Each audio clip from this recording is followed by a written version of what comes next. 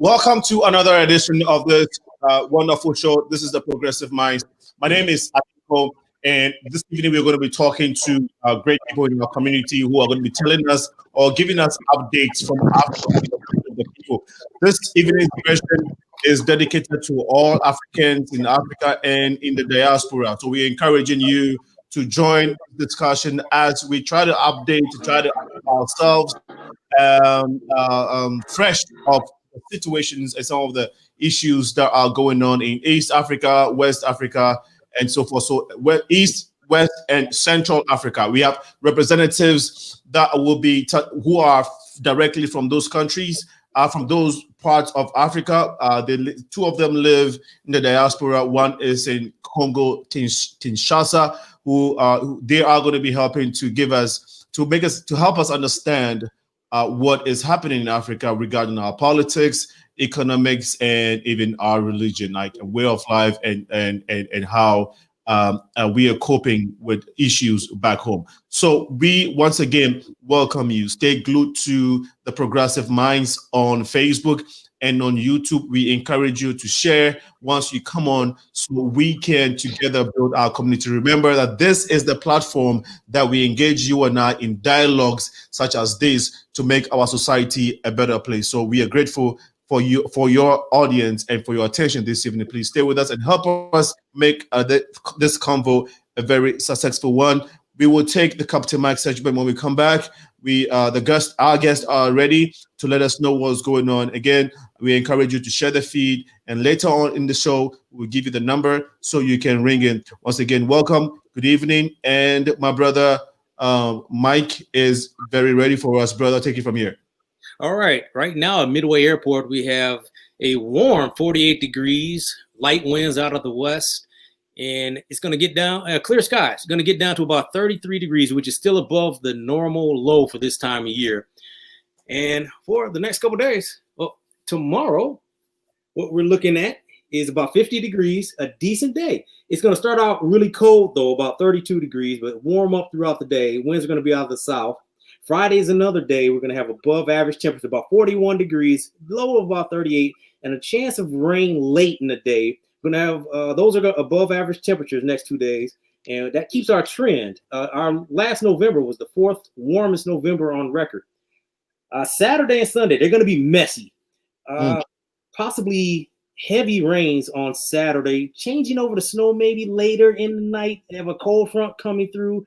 Sunday is going to be cold. High of only 32, and maybe those snow showers are going to be ticking off towards the early day. And Monday we have some clearing, a better day, 34 degrees. Tuesday up to 35, and Wednesday we're going to say about 35. But you know the clouds are coming back, so a really messy weekend. So hopefully you don't have too many outdoor plans, and if you do, you might have to change them. In sports, not much really going on. Our international friendly, we have the USA is playing El Salvador tonight at 6:30 p.m., so in about 27 minutes or so. And the Bears are going to play Houston in Chicago, noon Sunday, for those who still care. All right, in our health and fitness report, a lot of questions about travel, air travel. How safe is it? Because we do have a virus out there that's raging. Well, there have been some studies. A Department of Defense study showed that air travel is very safe. There was a study done in which 300 tests were conducted over 38 hours in the air and 45 hours on the aircraft on the ground at the gate, which showed, and they released 180 million particles from dummies, which would be the equivalent of a couple thousand coughs to produce. And it showed that only 0.003% of particulate matter it made its way through to another area of a seat, which was occupied by a person. So very limited risk. And this is also using masks. So this showing that masks are important. But aircraft are equipped with HEPA filters. These are filters that that stands for high efficiency particulate air filters. That filters out 99.97% of all particulate matter. And the way our air systems work, air is pushed downward. So even without air, our HEPA filters, air is circulated 2 to 3 times every minute. Oh, I'm sorry, every 2 to 3 minutes there's a complete air turnover on the aircraft. So it's a very safe environment, and one of the safest environments there are. It's actually the same type of filters that are used in emergency rooms where surgeries are performed. So tests were conducted over 6 months by the U.S. Transportation Command and the Defense Advanced Research Projects Agency. So due to these air filtering systems and our cabin air systems, which are some of the safest in the world, it shows that there's a very limited risk, and especially if you wear masks. So those of you who are thinking about traveling, air travel is very safe, and there have not been, I haven't heard really any instances of the virus being passed along by air passing in the aircraft. So that being said, you keep an open mind and know that air travel is very safe. Okay. That said though, how is it picking up with the airline industry? Is it getting better and better? Right now, we're kind of holding steady. Today, yesterday's numbers, but 500,000 people as compared to 1.9 million at this time last year. So we're still around that 40% or so, 30 to 40%. But okay, all right. Yeah, it will get better. Things will get better. And that said, thank you so much for giving us a good update. I'm now looking forward to that very wetty and messy weekend with rain and snow and all of that. But thanks for letting us know so we can be prepared for the weekend. Thank you so much, Captain Mike. Enjoy your evening, and we shall see you next week. Next week, same time. Absolutely, brother. Well, that was the segment. We would take a short break. When we come back, the conversation this evening is updates from Africa. What is going on with the folks in Central, West, and East Africa when it comes to politics and economics? We shall go into a few details. I have my great guests here who have been outstanding in their cause or in their fight or in the advocacy of people, Black people, African people. And I'm so happy and excited to have these guys who are very passionate to get this information out. So we thank you for staying with us. We'll take this short break. When we come back, the show will begin right away. Stay with us.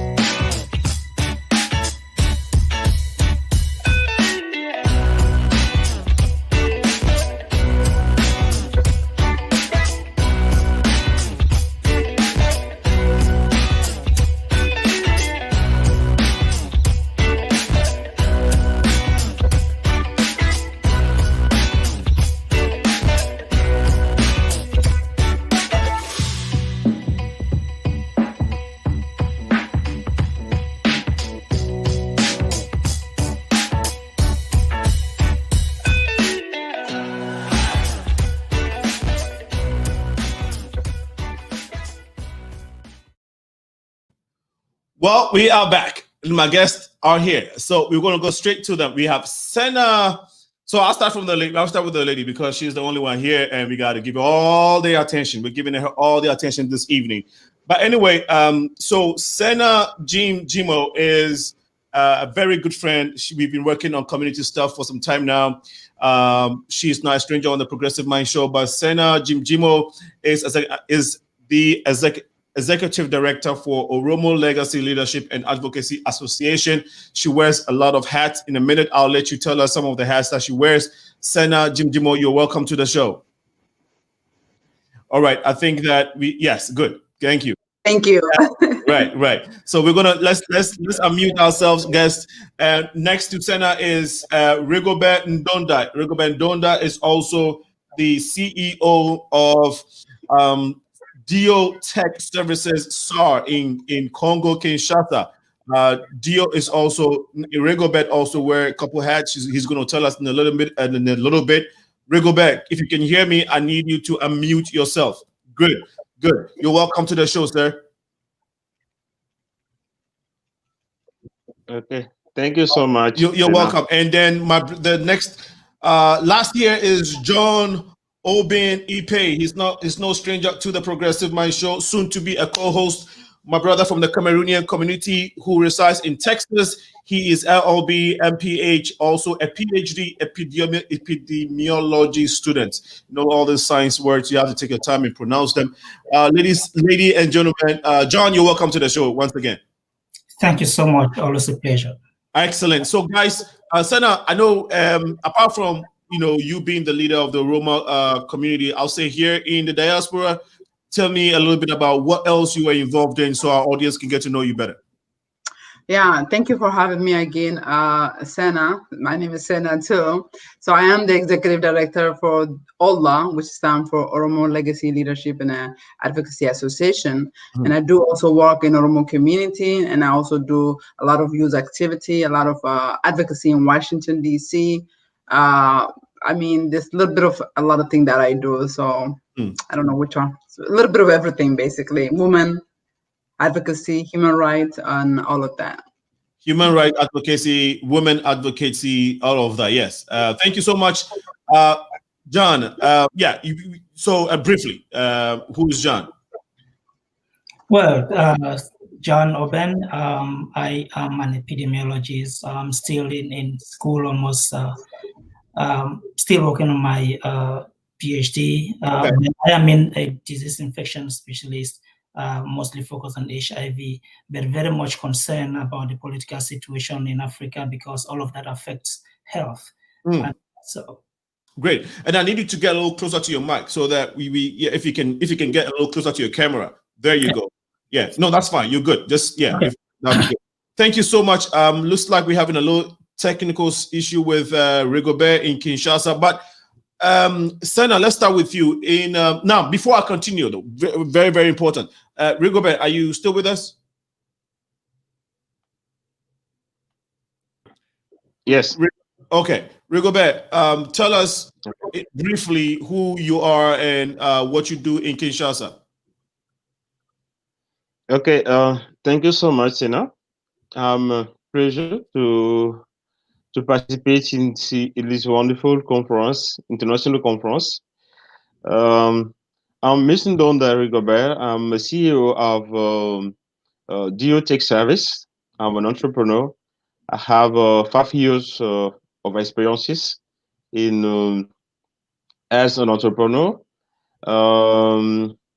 That's all that I can tell you right now. And I'm sorry about my English. I just trying to do myself to be understandable for everyone who is follow us right now. Right, you're doing fine with the English. We appreciate your time being here. We know you live in Kinshasa, Congo, which is a francophone speaking country. Now, for those who don't understand, Africa is mainly francophone and anglophone. We have some Portuguese here and there. Yeah, a little bit of Portuguese, but mainly English speaking and French speaking country. I must say, before I begin the show, I must give the president of the president-elect of Ghana, Nana, His Excellency President Nana Akufo-Addo, big congratulations for being for having been re-elected to run the country for the next 4 years. It was a very tough campaign for the past, I'll say, a year ago up until now.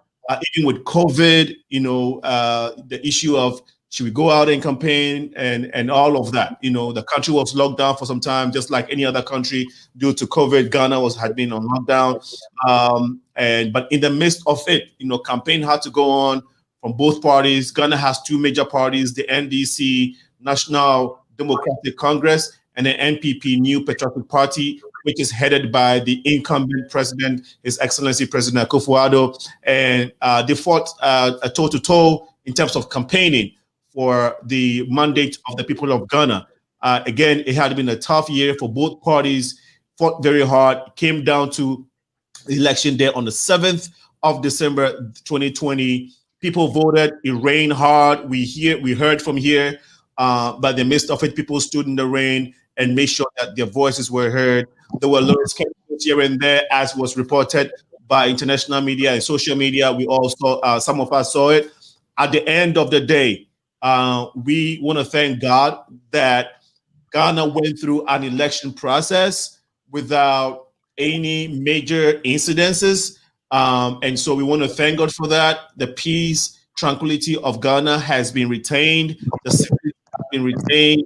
Democracy is still in progress. Whatever post conversations that will be had. For now, we thank God that we have a very peaceful elections and a transition and continuation of the President Akufo-Addo's government. And so once again, the Progressive Minds would like to congratulate His Excellency Nana Akufo-Addo for being re-elected as the president for Ghana.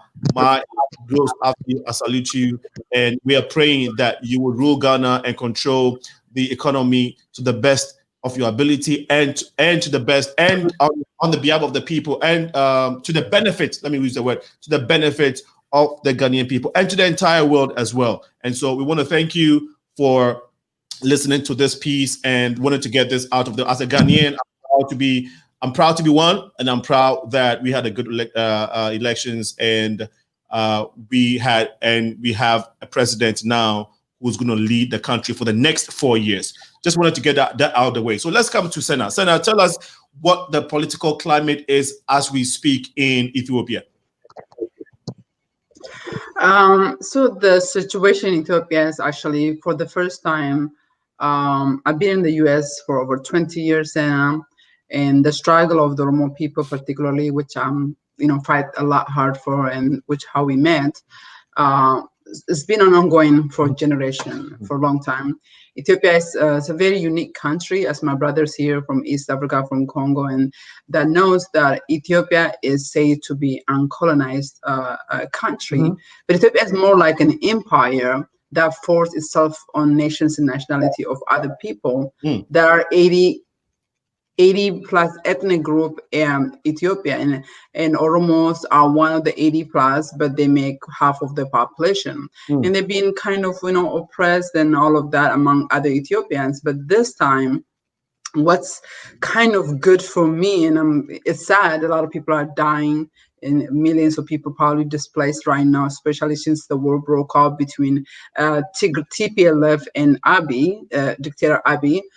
Things, have gotten really, really bad. But for me as an Oromo, as an activist, I'm kind of hopeful because I feel like for the first time in history, the world is coming to know Ethiopia for what it is, which is an empire system that have imposed her will by few elites, by few nationalists who feel like superior, who feel like they are the chosen people, who feel like they are better than the Black people, who feel these are racist people that have oppressed Ethiopia. For the first time the world is seeing, I feel like this time we'll get it right, and I have no doubt. So it is sad, especially what's happening to our brothers in the Tigray area. There's been ethnic profiling. There's been a removal of all the Tigrayans from a lot of positions, and just pretty much from the airport to housekeeping to all the way to CEOs and government position. There have been a lot of removal of Tigrayan people from position all throughout Ethiopia, especially in Amhara and Oromia region area. They've been removed from power. These are the Tigray people, and a lot of them are, I'm assuming, is innocent. But while the TPLF, the ruling party, was in power for 27 years before they were removed from power, because of what we did, because we pushed the Congress, because the Oromo people and other nations, hand in hand, protested for 3 years non-stop, and change came. The current prime minister, who happened to be an Oromo, who was part of the system for 27 years, who came to the US and apologized, but went back and started killing Oromo people, and has been killing Oromo people for the last 1.5 years, and now it's Tigray's people's turn, unfortunately, but I'm hopeful still. Sena. I kind of gave you a little bit of long version of what's going on. It's really what's going on is very sad. CNN, every news media is covering it this time, so that's why I'm hopeful. That's okay. So thank you for a powerful overview of what the political landscape is looking for the people of Ethiopia. And when we'll come back to you for some fine details. But Brother John, maybe you can help us also understand what the overview. Give us an overview of what the political situation is in Cameroon as we speak. Thank you very much. Not very much has changed. In fact, things are getting worse in Cameroon as the government continue to crack down on people. This time around, nobody's protesting, but again, there is already existence of armed groups that came out because the government wasn't able to manage protesters when it just started with lawyers and teachers. So the government continued to go into the interiors, arresting every young person that is seen in the English-speaking part of Cameroon, called Southern Cameroon, or West Cameroon as it used to be in the 60s. So that is kind of the situation. We continue to spread the word across the world. We're doing writings and contacting, but the whole thing is this: I kind of have an impression that this story has been heard almost everywhere in the world. It has been spoken of in the British Parliament, in the House of Commons. It's been talked about in the German Parliament. It's been talked about by the European Union. It's been discussed also in right here in the U.S. Senate. It's been discussed in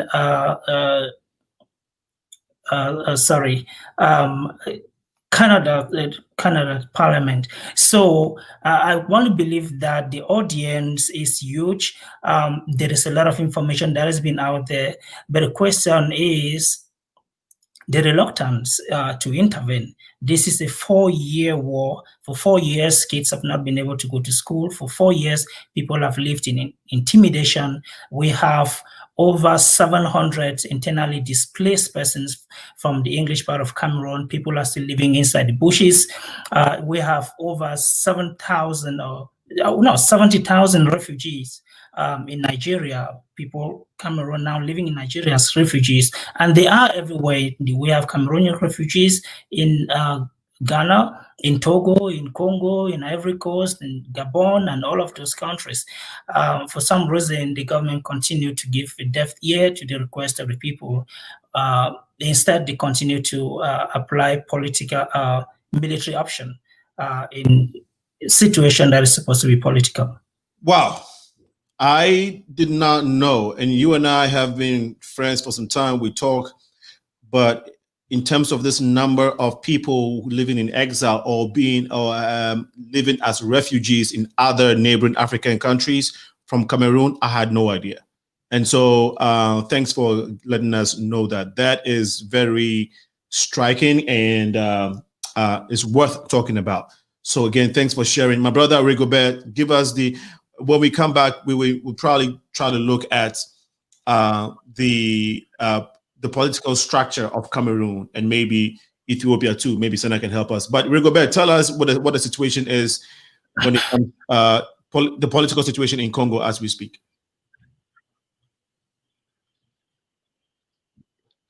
Okay, thank you so much. In Congo, I can say something like we are in the revolution times, because the Congolese peoples right now they have a privilege that's to see in another way to continue in the politic what now? But before I continue, I have just a little story that I can share with you. Before European colonists arrived in Africa, Africa was divided into several thousand kingdoms, and chief census was systems of government had evolved over century. And these society included informal judicial systems, and which filled the role of preventing and responding to crime. By the time the European left, they had squeezed all of the form societies into a few dozen nation states whose border slip apart some tribes and force others to live together regardless of inter-tribal dynamics. And the resulting state structure were arbitrary and unsuitable for West government structure and judicial systems. And the judicial were often fused with the executive branch and were denied legitimate power. Today, judicial systems in Congo and is still intimately linked to the executive, and this negate the ability to save as a check on executive power. It is a shame for me. It is a shame for me to see as Congolese people, we are living in our country as a stranger, you know, because our political leaders they are not able to manage the climate of peace and economic development in the country. But right now, I'm happy because our new president Tshisekedi right now is fighting every time and do his best and to help the Congolese people to overcome the challenge that we have stay for many times. But I think among the money factors that we have that determinate in our country, and I think it is for me very important right now to change the way that we have seen the thing before, and now to focus our interest in the DRAP vision and development in our countries. Okay. And me personally, as an entrepreneur, I see now in our country I have a responsibility to change the challenge in opportunity. Because if we stay to cry every time because our leader they are not able to change the life or to offer us the possibility to have to have a possibility to live and excuse me, to live and to change and to be as a development country in Okay. in the world. Yeah. I think that will be Yeah. an important Yeah. Point. Okay. thing. I think maybe you can hear me, but excuse me, I'm just trying to explain this because I'm not what can I say? I'm not uh, You want an Anglophone speaking person? Is that? I'm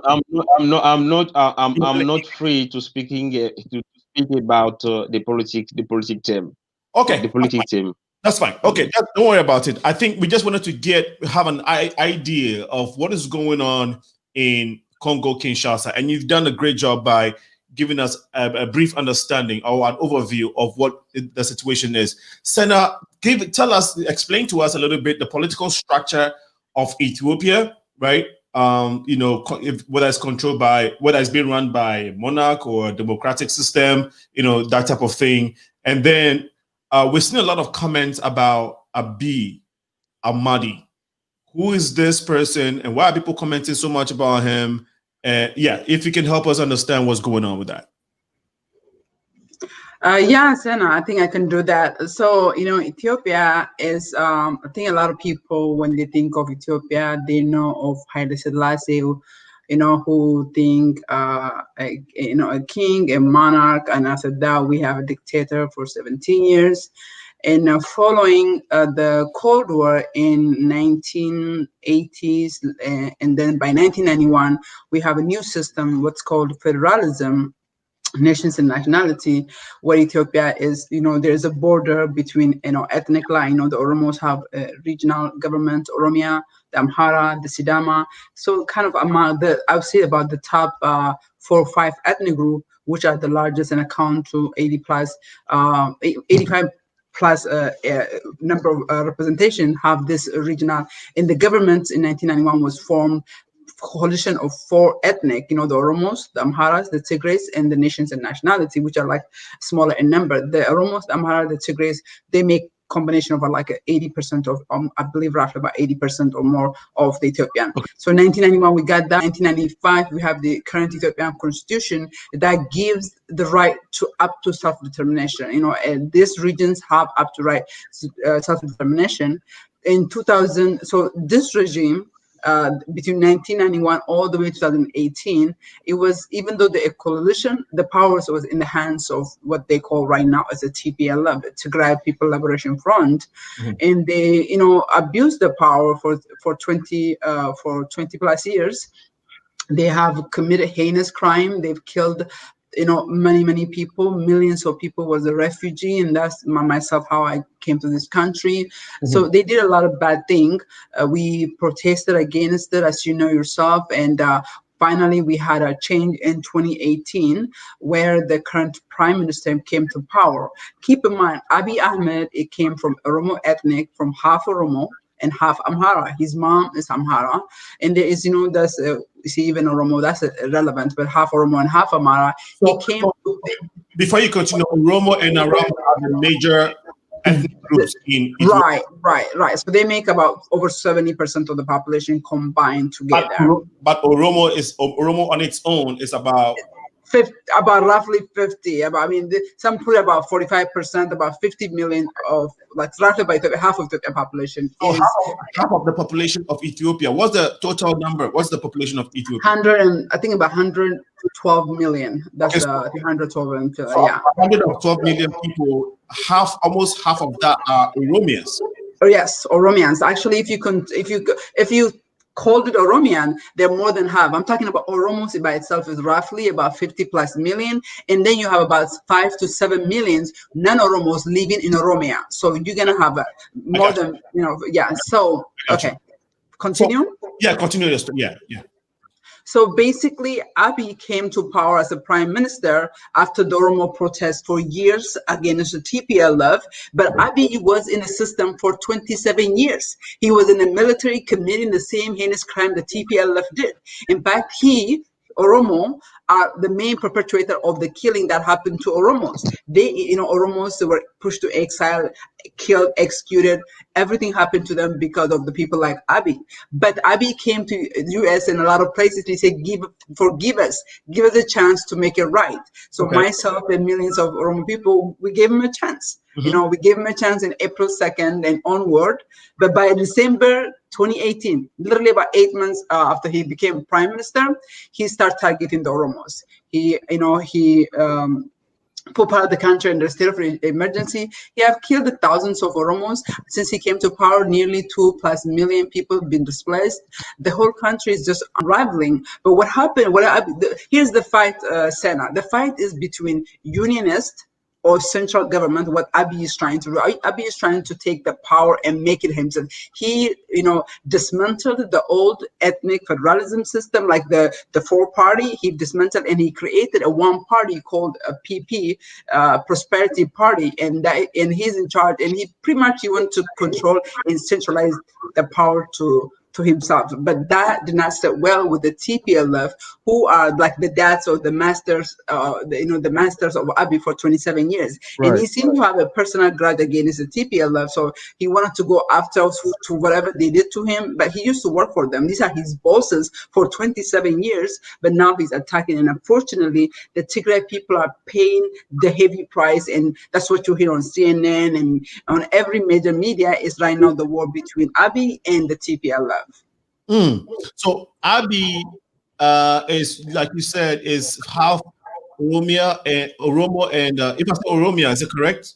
Oromo, half Oromo. Oromia is the country or the region, so Oromo is half Amhara. Yeah. So he's half Oromo and half Amhara. Okay.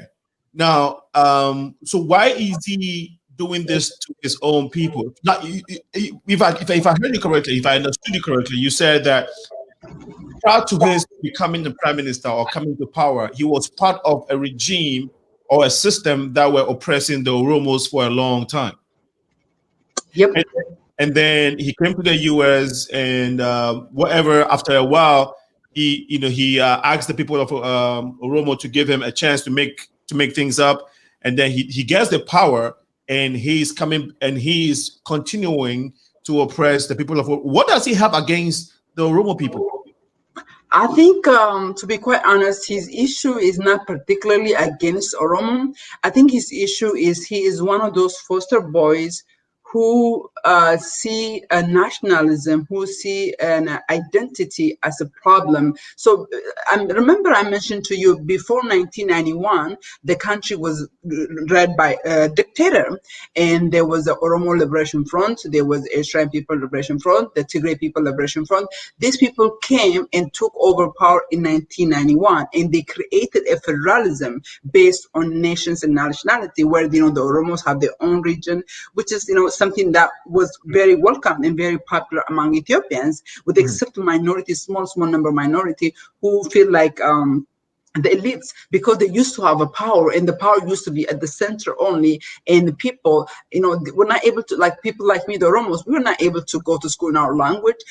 School was permitted after change came to Ethiopia in 1991, where people were able to go in their own mother tongue to schools, not just in Oromia, in Somalia region, in the Tigray region, in SEENAA region, people were able to learn in their native language, and people were able to practice their culture, practice their religion. Before 1991, it wasn't. So Ethiopia is an illusion in a country that is created as as an empire that is forced upon, where the rest of Africa is kind of their celebration. There's a colonization of whites in Africa. So when the whites left Africa in 1960s, the Ghanaians, the Kenyans, and the Somalians, they all kind of got liberated, and they have their own ethnic, and one way or the other, there is an issue, of course, because this border is drawn by non-Africans, as you can see. Right. Right. So Abiy problem is, from the way I'm thinking, is he's a power hungry. He wants to control power solely him. So he have to dismantle the existing federalism that kind of give the local people some kind of a say in authority in the system, in the government. For the Oromos, it's about identity, it's about respect, it's about dignity to be in Oromo in Ethiopia, to speak my language, to practice my culture. And that is something that we didn't have before 1991. And he wants to take the country back to pre-1991, where there's only one language, one culture, and even maybe one faith. Right? He's very into that. His faith part of the state. His faith, Protestantism is like part of the system that he's running right now. So what religion? What would you say is the major religion that the Oromos practice?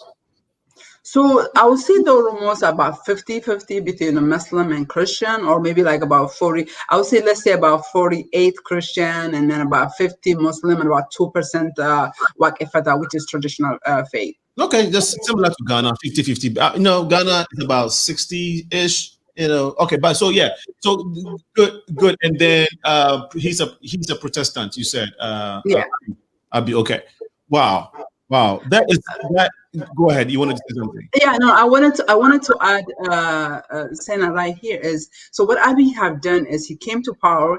After he made sure he got the power, he consolidated the power, and the people who brought him to this place, especially the former Oromia president, and which we are, a lot of people are unhappy with him because Abiy is not known to anybody. He never spoke for Oromo people. He's never done anything. He's in the military. He's in the national security. He's in a different department. He's not a known person. But this Oromia president is who introduced Abiy to Oromo people, and he said that if you trust me, you have to trust him. We trusted him because of him, and Right. he himself was removed from power by Abiy. You know what I'm saying? Oh, It was. wow. Yeah, so and then people like Jawar Muhammad, that people who changed, who mobilized millions of people, millions of young people. Africa is, as you know, 70% are young people under the age of 30, and a lot of those youths are right now, they are either dead or in prison, or maybe they are in exile, like in different countries.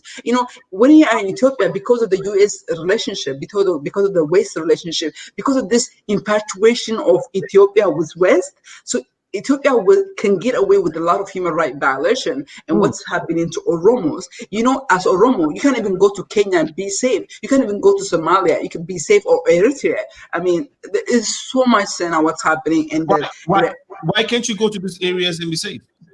I'm telling you, because I myself was in a neighbor country. It's like the Ethiopia can come and get you from any of those countries. So they can go. If you are in Kenya, they can come and just grab you. And they have done that. They have done an older person, an institution in his 70s. They came and grabbed him from Kenya. So you're saying Oromos are fleeing from Ethiopia because of Abiy?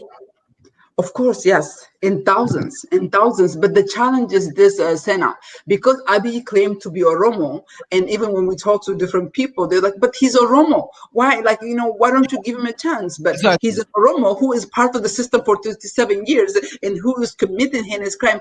Amnesty International have put out a statement about extrajudicial killing, saying that this guy have shot people in a meeting. There was a meeting, and because his cell phone rang, they shot a person, and this is an Amnesty International report. And they shot him? They shot the guy simply because in the middle of the meeting his phone rang. Wait, and this person was an Amnesty reporter, you said? No, it was reported on Amnesty International. He was not reported, but it was reported on Amnesty International report. So in a meeting that Abiy set up, one of his, I would say his workers or his government officials, phone rang. And he shot it himself, or a security guard shot it? It's what they do to this amazing and unbelievable, Sena, is that, so it was a meeting by security force, and his phone rang in the middle of it, and the security guard just bam, shot him point blank in front of people. And that's just, they have taken, Sena, they have taken prisoners from prison and shot them, killed. They're taking people from home and throw the body, and then 2-3 days, scavenger, animals be eating them. That's just been some of, human rights is what we do in Ethiopia. We cover a lot of that. The stories we write about is just gut wrenching. And the sad thing is, AU is still in Africa, in the middle of Ethiopia, and they say nothing about what's going on Tigray right now. Abiy has done that for a year and a half on Oromos. Nobody spoke about it. After he finished Oromo to a certain degree, he went over and started on Tigray. And now everybody's kind of listening and paying attention, because before it was Oromo, this guy, and he had this coverage about being a Nobel Peace Prize winner, and that kind of gave him, a chance to kind of hide. But now that is all gone. He's killing people cold-bloodedly. His security, and he did not only commit killing by his security force. He did a treason by working with another country to kill his own people. He worked with the Eritrean government. In thousands of Eritrean security force or military was in Ethiopia just killing people. Abiy, when we come back to you, I'm going to go to Sean now. I think I'm getting feedback. Trying to, make sure. Excuse me. When we come back, I want us to come back to Abiy, and so you can help us understand why. I think you mentioned it, but I still wanted to get it, why he is focusing more on because there is the Amara and the Tigray people, right? So why is he now doing most of his atrocities and his tyranny activities in these ethnic groups in Ethiopia, but more of the Oromos, and he is chasing them everywhere. So it doesn't matter where you run to, he can come and grab you. So that disdain looks like, from what you're saying, for the people of Oromo is what maybe I would like you to hammer on, right? You said it, but I want you to drive that home, right? Thank you again for giving us a very deep insight to what is going on in Ethiopia when it comes to politics. The leader, Abiy, president, is it Prime Minister Abiy or Prime Minister Abiy? Let's take a few. John, I'll come to you in a second, but I want to respond to. I want us to listen. Take note of our audience and some of your comments that's coming through. I'll open the phone lines after 7 p.m. so you can all express your views on some of the things we are talking about. Dada Negasa says you guys were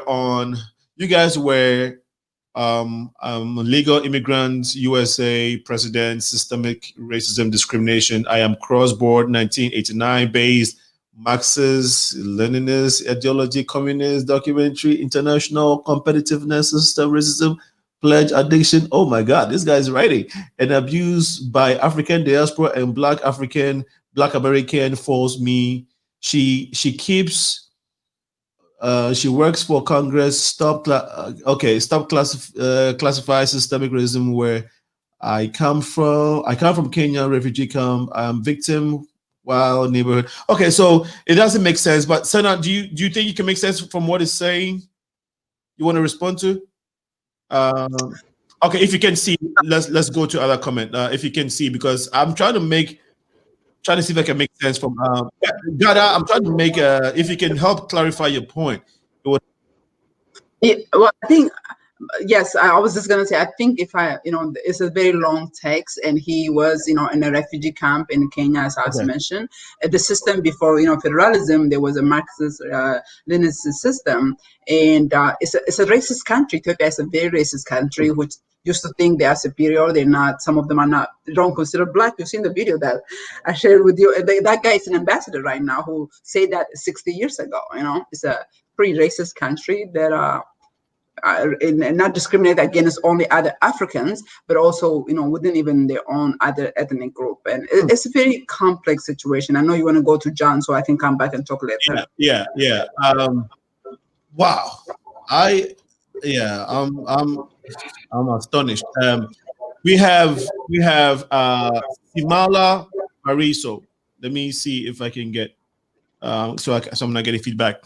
So we have Simara Bariso, who's Simali Bariso. Thank you for joining the convo. Ethiopian government is a dictator. Basically, Ethiopian government is a terrorist. Wow, Ethiopian government is a killer. Okay. Wow. Okay. Bashiru said, "Welcome, Oromiti Sena JIMJIMO." So for those of you watching, so that you don't get confused, we're both Sena. Okay, I'm the host, Sena, and my guest is also Sena. We all Africans. Okay, she just comes from a different region in Africa, which is Oromo in Ethiopia, and I come from the Volta region in Ghana. Okay, which is West Africa. But so yeah, you can call me Alinko. Alinko is my host name, so don't so that you don't get confused. So for today, so that you don't get confused. So but yeah, so just wanted to get that clarified, because somebody said hello, Sena, and I'm not sure if it's me or my guest. So just wanted to get that out there. Okay. So Saeed Umer says Abiy hashtag Abiy is a killer, free Jawar Mohammed. Sena, please help us understand when we come back who Jawar Mohammed is. And then Mikia Olu is here with us. Shukiriwa Ahmed says, I think he said something in Ethiopian language. Ojuli Ian Rafitani. Okay, Abi must go from Mikaya Olu. Let's try and see if we can get other ones. We get, okay, Amina Dalu, Abi is a detector. And then we have Free Oromo. The comments are a lot. Let me try and read this. Blifu Billy Suma, the most dangerous man on earth, even more than COVID-19. The Nobel Prize winner Abiy Ahmed killed more than 200 Oromos in one day. Abi must go. Hashtag Abi Oromo protest. Hashtag free Hamza Barona. Hashtag free Bikil Bakele Jeber. And then free Jawa Mohammed. Free, wow, and then free political prisoners. Wow. Okay. So I don't think I'll be able to take all the. Okay. Let me see here. We have Richla Osesreku says hello, Senna. Okay, that was the one I was talking about. So Richla, thank you so much for your comment. Thank you. Hello to you as well. Dim Vimvota says the same thing happening in Ghana too.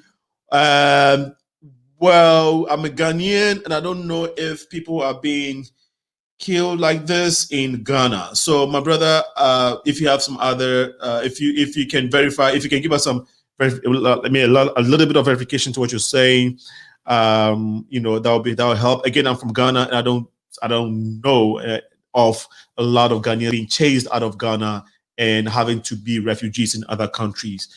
So that's what I'll say to that comment. But you can come up if you want to respond to what I just said. Recalling all Ethiopian nations and federalist groups to stand together, to fight back, to create new federal system that can protect all Ethiopian and Ethiopian nations' identity, because the old federal system doesn't balance between parties. This is from Abdi Bilisa Haji. And I'll take the last comment, even though there are tons of them. Semitic people is in Ethiopia. They do not believe they are not, okay, I think historians say they do not believe they are black. Only the Kushnik and other are black people. We believe that's the way. Okay, that is from Ash Hernafi Golja Dukali. All right, on that, let me take my brother John. John, give us how long. We know that the Francophone basically are the majority ethnic group when it comes to the demographics of Cameroon, right? The Francophones are in power now. Paul Biya, he's a Francophone, and I know that there has been, at least we know that there has been a lot of oppression on the south of Cameroonians, and which has resulted in so many of them being exiled in other African countries. Now, can you tell us the international bodies intervening in this matter? Are the international bodies intervening? Is the AU active in trying to curb the situation? What is currently going on when it comes to mitigating what we have all known as being the oppression of the southern Cameroonians for so long? Unfortunately, the AU is remain very eloquent in their silence, but we have to understand that the AU is just a group of the same friends who would rather not hurt each other. So that's kind of what is going on. And on the other side of it, we see France as one of the pilots of the AU. And what that means is that France basically sponsors the AU. And France has interest in Cameroon that cannot be touched. And so the AU members are very, very careful in even talking about this crisis. So far, I have not, except for the late former President Jerry Rawlings in Ghana, who talked a lot about this crisis and pointed finger directly at France for being the main power behind all of this mess in Cameroon.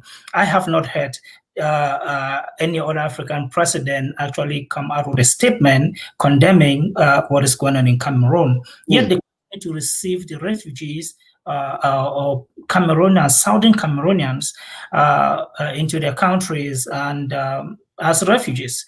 The unfortunate thing, like SEENAA said, when she was talking about the possibility of a government going into another country and picking up people who are just running for their life, bringing them back into the country and either just throwing them in jail and giving them life imprisonment or just killing them is true in the situation in Cameroon. I made mention last time in this show about the revolutionary leaders who were in Nigeria, Siseko Ayok Tabe Julius, who is the president of the Federal Republic of Ambazonia, which is a new state that the separatist movement are creating or are trying to restore. They were in Nigeria. They had a meeting that was focused on raising funds to see ways they can accommodate the refugees or Cameroonians who finally took refuge in Nigeria. Things like food, shelter, and medications. Somehow they were arrested by the Nigerian police security and handed over to Cameroon, despite calls to the United Nations High Commission for Refugee to intervene so that they would not be taken to Cameroon. So all those calls, the Buhari's government said, well, they would not be taken. They were just arrested for interrogation. But a couple of days or week later, we realized they were already in Cameroon. So that is, it kind of gives you a little of perspective on how the international community play with this type of stuff. So many calls to the United Nations, but the United Nations would say, well, it begins with the African Union. African Union do something. The African Union chairperson, Mr. Mohamed, I forgot the other name, has been in Cameroon 2 times. But one time he made a statement reaffirming support to maintain peace and security and one Cameroon. So it didn't address the concerns and the issues. It actually left people thinking, are you taking side with the government or what are you actually doing? Complain to say what you have discussed with Mr. Biya to put this whole problem to the end. So if I have a little bit of time here, I will give a little bit of recap on how we got here. I think that will give us a little bit of understanding on. Okay, that would be right. Were you trying to talk about the president of AU, President Abdel Fattah? Is that we? Yes, thanks for that correction. Okay, go ahead. Yeah, so I just wanted to throw a little bit of light. I wouldn't take so much of time here, but right in the 60s, when the French Cameroon got their independence and Nigeria got their independence, at that time, the English part of Cameroon, called West Cameroon, which today is called Ambazonia, was administered together with Nigeria because it wasn't a lot of people at the time. But at one point, sometime in the mid-50s, they decided to break away from Nigeria, that they wanted to have their own government, and they did have their own government. And it was a very, very peaceful transition. So when they came back to administer themselves, they were called West Cameroon. But when in the 60s, this independence was granted to the French Cameroon and the British granted independence to Nigeria, that little portion of Cameroon was left. So Britain never wanted to leave without ensuring that there is some kind of either governance going on with this part of Cameroon. So they gave this English-speaking part of Cameroon just 2 questions.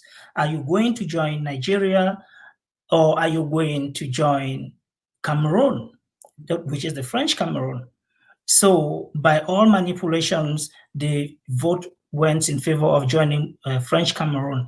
And then they decided to say, okay, since French Cameroon was administered by the French and then English Cameroon was administered by the English with different judicial system, different cultural system, different educational system, different legal system. So they decided to come into what became a federation where all of these orientations will keep their cultures and their inheritance from their colonial powers. Right. But very short after that, the president, who at the time was the Francophone president, Madu Ayijo, decided to abolish the federation. And so it was an intention to assimilate the English part of Cameroon systematically. So the federation was abolished and every structure in the Anglophone Cameroon was attacked in a way that it was supposed to be eradicated almost immediately. The marketing board that granted a lot of contract for the development was abolished. It was transferred to French Cameroon. The Public Works Ministry was transferred. Everything was transferred, including the electricity. They had this dam that provided electricity in this part of Cameroon. It was destroyed. And then electricity, we started having light from French Cameroon. So all of this thing was to cut the English-speaking Cameroon off anything that could make them stand strong, so that the English-speaking part of Cameroon would continue depending only on the other side. And that is oppression right there. So the struggle for the restoration of the English West Cameroon didn't start today. It started in the 60s. So the very people or representatives of the English Cameroon who went into this union with French Cameroon went to the United Nations to complain, to say, well, Britain, this is what happened and this is what is going on. And guess what? Behind it was France. So France had discovered that there was oil in the English-speaking part of Cameroon around the ADVOCACY area, closer to Nigeria. So France wanted that oil by all costs. So France is a member of the Security Council in the United Nations. So if there is any decision that even was supposed to go in favor for the West Cameroon, it was attacked by France. And when it is vetoed, it's vetoed. There was nothing that was done. So this struggle continued diplomatically. So many Southern Cameroonians, Mula Litumbe, who just died not long ago. We have one, Gojinjinka, who's a lawyer, barrister of law, in exile now in London, with a group of so many, continue to go back and forth the United Nations, trying to sue Cameroon. It didn't yield any fruit. But now let's fast forward. After Ayijo left office, it was actually a political coup. It was nothing that, it was a military, but it was more political. So President Paul Biya, who is the current president, who's been there for about 85 years now, came to power. He's about 85 years old, and he's been a president for over 35 years. Okay. So he came to power and then went into the already separated or abolished federalism, and still changed the name of the country, because when the federal system was abolished, the country became the United Republic of Cameroon. So there was some kind of evidence to say that these are two different people who came together. So President Paul Biya decided to also crush out that name, and it became the Republic of Cameroon, as it was in 1960 when they gained their independence. So there has been so much of marginalization of the English-speaking part of Cameroon in the government, in everything. Any protest, any riot, or anything, that is supposed to call for some kind of equality was completely crushed. And so that is how the lawyers and the teachers rose up to say, well, the legal system that we inherited is at stake. We want either a harmonized system, or we do not want English and French-speaking magistrate to decide cases within illegal or within the common law system, which is the Anglophone area. Wow. What is the current population of Cameroon? It should be about 20 million or a little over 20 million. Okay, and you say maybe 70% is made up of the Francophone speaking? 80%. 80. Wow. So for the past 35 years, Paul Biya has been the president. Absolutely. He has been the president for the past 35 years. And it's supposed to be a democratic system that the Cameroonians are practicing, right? That Cameroon is practicing. He is actually supposed to be the master of democracy. It says that he brought democracy in the country. And every 4 years, elections are held. Well, right now, Cameroonians, not even the Francophone Cameroonians, actually understand what is in the constitution, because it is changed almost every day at will. There is basically no kind of consultations or elections into what is changed or what should not be changed. Right. So at one point is 5 years, at one point is 7 years, and we believe now is life, for life. So the President Paul Biya changes the constitution at will, and so of course he can keep being president. Is that what you're saying? Absolutely, yes. But have you had elections though? In the how many elections can you recount that you've had so far? Let's say in the past 10 years, maybe. I think about 2. Okay, just 2. So when let's say if he changes it and it's 5 years, he says, okay, let there be election this time, and 5 year comes, elections are held though. That's what you're saying. You do hold the elections are held, but regardless of what happens, he wins. Is that what you're saying? Of course, we know the results of elections before the election is announced. Okay. Do you think that because the majority of the population are Francophone and he is Francophone, so they do the default thing by voting for him because he belongs to their kind of like ethnic or creed or something like that? It used to be, but the dynamics kind of changed when all Cameroonians, including the Francophone Cameroonians, got tired of the system that didn't permit the young people to come to power. Okay. Not even going for the presidency, but if you go into our Senate, you see majority of them cannot even stand. As soon as they sit, they're sleeping. Oh, because most of them are like being there for ages. A lot of them are in their late 80s and late 70s. And so it is not a system that allow for the younger generation to step up. Wow. So the country has been mortgaged by these very old people, and they're just old friends. They move from one ministry to the other. They appoint you in this ministry this time, and then a couple of months, a year later, you go to another one. So they just kind of reshuffle the same people in this different positions. Wow. Unfortunately, I think we're losing our brother from Congo.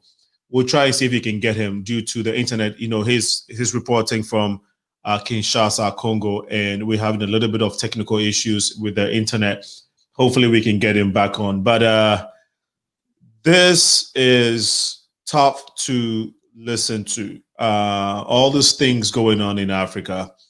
The cradle of civilization, we call it, the mother of all nature, the mother of everything, you know, how we all love and speak fondly of Africa, the land of abundant resources, great people, great environment, great agriculture. But you hear these stories day in and day out. Sometimes we don't hear them in depth like this. So we are glad that we can hear some of these things. As heavy as they sound, there's still hope. And so we know that as we keep talking, change will come, because everything that has changed, every society that has changed or that had to change was as a result of regular people talking. And so I believe that we're doing the right thing. Senna, I wanted you to, I think I forgot the question that I asked you before we went to John. Well, there was a lot. I was just taking in a lot. I lost my chain of thought. But if you remember the question I wanted to ask you, Senna, please help us elaborate on that. Yes, go ahead.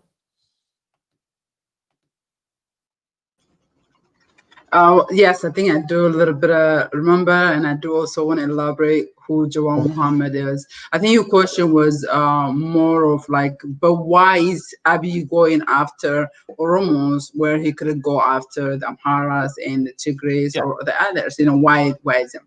So, you know, I think my brother here, John, say things about Africa. Unfortunately, is that our issue is almost, we are divided by borders and by languages, by oppressors, but our experience is almost the same. And the reason being is the resource. Oromia is the heart of Ethiopia. You have no Oromia, you have no Ethiopia. You have no gold, you have no gas, you have no the country's food, you know, and you have no coffee. The country's resource comes from this region. So for them, the only way Abiy can control Ethiopia is everybody, whether it's the TPLF or the Amhara or the other, any system. To control Ethiopia, you first have to break the Oromos. That's why generation after generation, leaders after leaders is always going for Oromo, because Oromo is the largest, and they hold the resource, the key. The key to Ethiopian heart is, you sit in Oromia city, you know what I'm saying? Addis is in the heart of Oromia, you know, literally in the middle of Oromia. It's not any other places. So Addis Ababa, the capital, is in the heart of Oromia.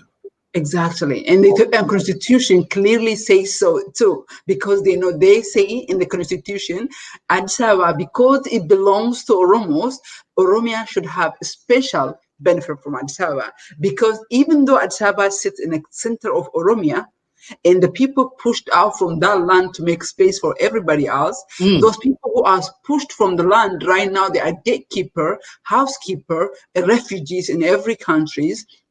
These people are destitute because of the expansion of master plan through different system, through development, whatever so you call it. These people have been marginalized. Today they are the poorest among Oromos. They are one of the poorest, and then so sadly, even though the constitution recognizes, but it never, even during the TPLF regime in 27 years, they say that a lot of things in the constitution, the benefits of the capital city, which sits in Oromia, Oromia shall benefit from that, but Oromia never benefited. In fact, the Oromos have always paid the blood to keep Ethiopia as it is. You know what I'm saying? Unfortunately, that you have few people who, for whatever reason, for food or for whatever, have been sold in this, illusion of this, one Ethiopia that does not recognize Oromos, Sidamas, and Tigrays, and all other nationality. I mean, to be honest with you, we are content being Oromo.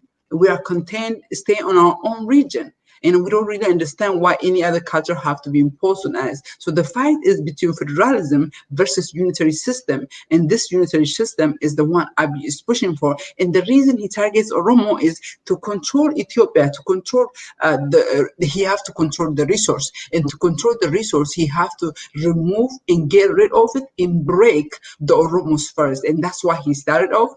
And he started off by breaking, and he causes to the Naftanyas. And Naftanyas is the elites, for us, it's a system. It's not just for us. Naftanya means it's a two word, a person with a gun. Naftanya means it's a person with a gun. It's a person with the gun right now, controlling the country, oppressing the people, and making people submit or submissive to the system that they are trying to bring in, which is the unitary system. We don't want the unitary system. That system have failed already in 1980s. We like federalism. We love all Ethiopian people. We want to live together. However, we don't want to be marginalized. We don't want to be a second-class citizen in that country. We don't want to feel like we are inferior to a certain group. We want to speak our language. So it comes down to resource control, the reason why he oppressed. But let me add for you about Jawar Mohammed. So because a lot of people were saying Jawar Mohammed, free Jawar Mohammed. Jawar Mohammed is a friend of mine. Know him for over 15 years. He's an American citizen. His dad is a Muslim, just like the Prime Minister. His mom is Orthodox, and his wife is Protestant, I believe.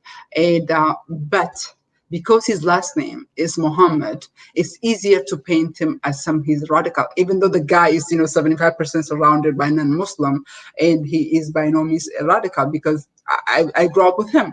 He's an American citizen who was the spearhead change that brought Abiy to the position, and his wife is Protestant.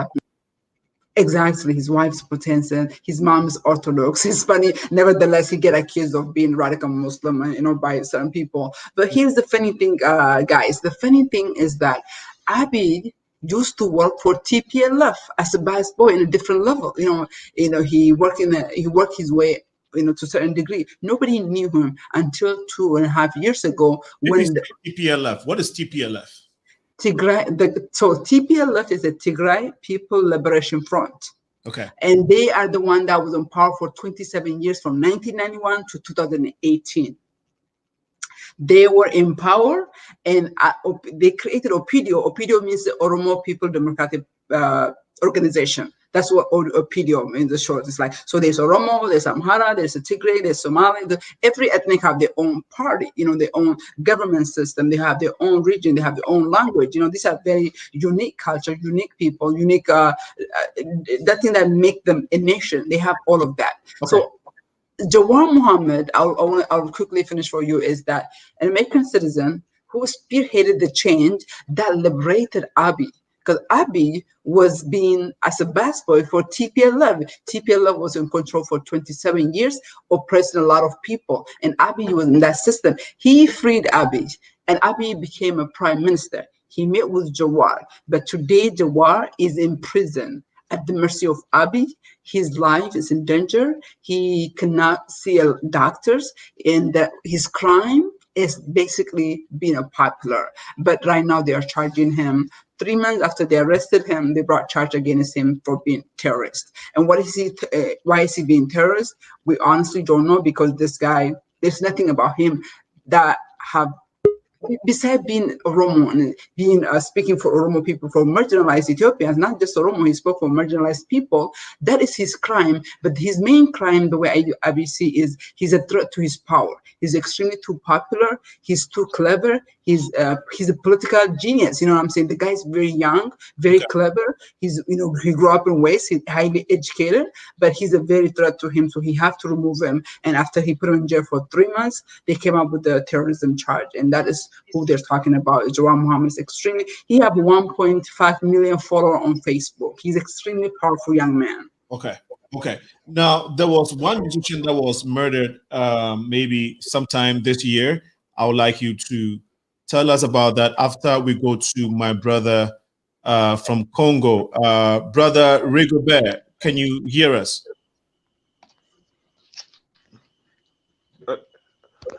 Yes, Brother SEENAA. Okay, so yeah, I know we've been struggling with the internet, but good to have you back. And we have been listening to what has been going on in Ethiopia and Cameroon. Ethiopia, of course, in East Africa, Cameroon in West Africa. Okay, good. Looks like we have you now. Okay.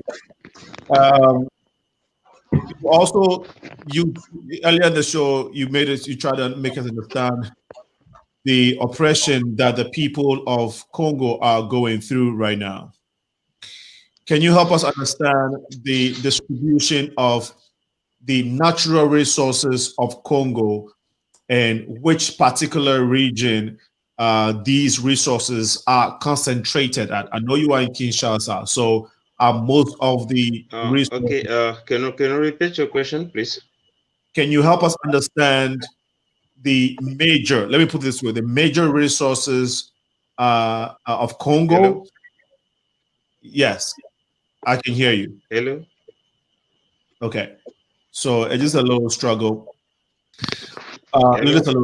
Yes, I can hear you, but can you repeat your question, please? My question is, can you help? I have a trouble with my connection. I'm sorry. It's fine. I send you a message in your WhatsApp. Can you check it, please?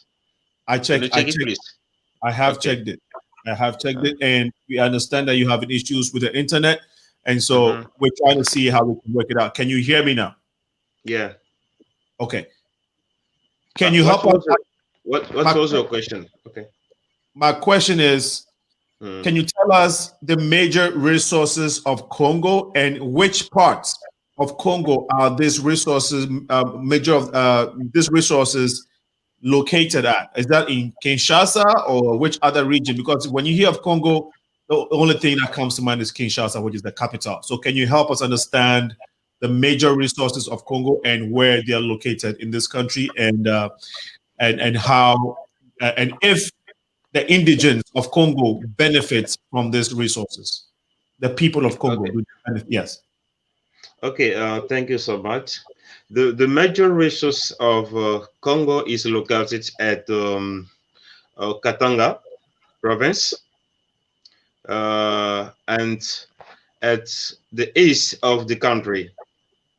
But if right now at the east of country, the zone where the resource is located is the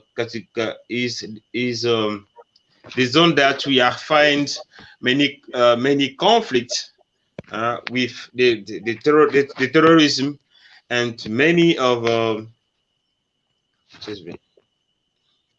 Hello, can you hear me? Yes, we can hear you. So that's fine. We don't have to see your face. If it works without the camera, it's just go ahead and give us just go ahead and give us the report. Yes, don't worry about it. Okay. I will saying this. The resource of our country is located at Lubumbashi, and Ora is located at the east of country. In province as Goma, Nord Kivu, Ituri, and Bunia. And Bunia is right now the conflict region because of natural resource that we have. And it is a shame. It is a shame to see some of Congolese people. They are living as a refugee in. Well, there has been a struggle this evening with our brother from Kinshasa. Network issues. We apologize, listeners. Let's take a short break. We've been downloading a lot of information. I wouldn't say not too uplifting, but good to know. Good for the world to know, so we can pay attention to what is relevant, and also keep hopes up and keep praying. We'll take this short break. When we come back, the show continues. You're watching the Progressive Mind Show with your host Alinko, and my guests are here. We shall be right back.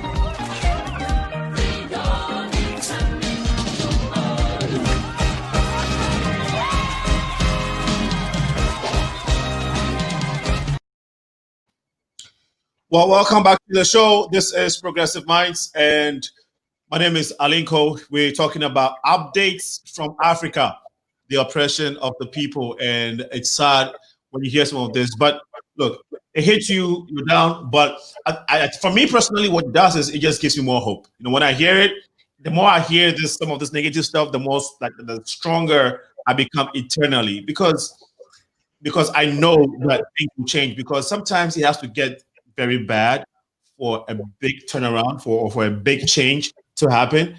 And sometimes we are not encouraging, and we hope that it doesn't continue this way. But again, change, I believe, sometimes, majority of the times, comes from the ground. And as long as we keep talking about it and keep the pressure and use social media to spread the word, I know that change will come to the benefit of the people of Africa. Africa will get better. So, SEENAA, thanks for hanging out with us. Still, John is still here. I know we have a ton of comments. There are folks watching us. My own brother, Sahid, I didn't know. So thanks for shooting me that message on WhatsApp. I know you're watching us. Thank you. Brother Ate, Pastor Akron, and you are also watching us. That's another good brother of mine. I have so many brothers. I'm blessed. And I have so many sisters. They are beautiful too. You know, one is SEENAA, you know, so you can see her. You know, she's gorgeous. Brother John, you know, great guy as well. And Lara Udu. I think I'm getting feedback. Let's see why. And Lara says, "You go, John." And let me see if we can read this comment. The biggest difference between Amara and Oromo nations is, one, Amara is a monarchy, and in history they never believe humans equality. Two, Oromo nations, they do believe humans equality. Gada systems term is limited. All leaders stay away. Power for 8 years. Okay. I'm trying. Okay, so thank you, Abdibilisa Haji, for bringing your comment. We have Algan Alaguma also also commenting and joining us. Thank you so much for your time and for being part of the show. Ahmed Bilal says Abi must go. The phone line, if you want to ring and comment or ask a question, is 773. It's 815-277-5047. 815-277-5047. And I want to remind the listeners that we need your support, and so your contributions to this show go a long way in helping us develop more programs like this, and also enhancing our equipment. So please help us by going on our website, theprogressivemindshow.com, and make your contribution to us. You can also Cash App us at $SENAALINCO. Send us Cash App of any amount. It will go a long way. We appreciate your support. Last comment. No, maybe I'll take 2 more comments. Neftanya Khadija Fatu says Neftanya is gun rulers. Right. Thank you. Thank you for keeping your comments coming. I wanted to take this one. It says Oromo, the heart of Ethiopian. What happened? Oromo, the heart of Ethiopian and East Africa, Kenya, Somalia, Sudan, Djibouti. Okay. And then Ate Akron says, how can one man be president through election for 35 years? This right here is why military overthrow is sometimes necessary. Just sad. You know what? Yes, of course, Senna. This is from Shaggy Hebo. I think that what's your response to what my brother just said? Military takeover. What I want you all to respond to that, because sometimes it becomes necessary. Let me take this one from and then I'll have you guys respond to. Gada Negasa says the President Donald Trump based as African diaspora of white supremacists while discussing racism in the USA should be dealing with the racism that is our country, to which local government who on the Senate Judiciary Committee. It's not really making sense. So I wish I can read everything, but I'm not really getting it. So let's see if we can take another comment that I can read through. Let's see here. Okay, we have that already. Sorry, I have to host and do all this myself. So it's it's a one-man show. So just bear with me. Mustafa Ali says this kind of platform we have been waiting for. Progressive minds, progressive African minds.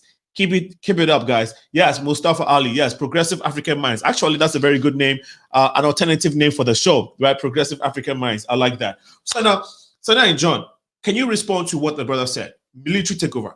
Do we need that in African politics or in the African terrain? You think that sometimes it's very necessary for these type of things?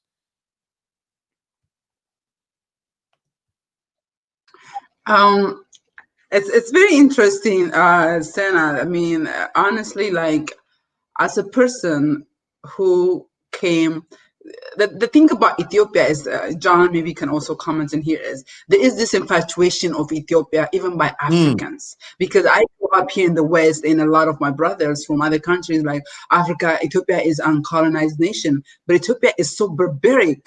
What they have done and what they got away with it is unspeakable.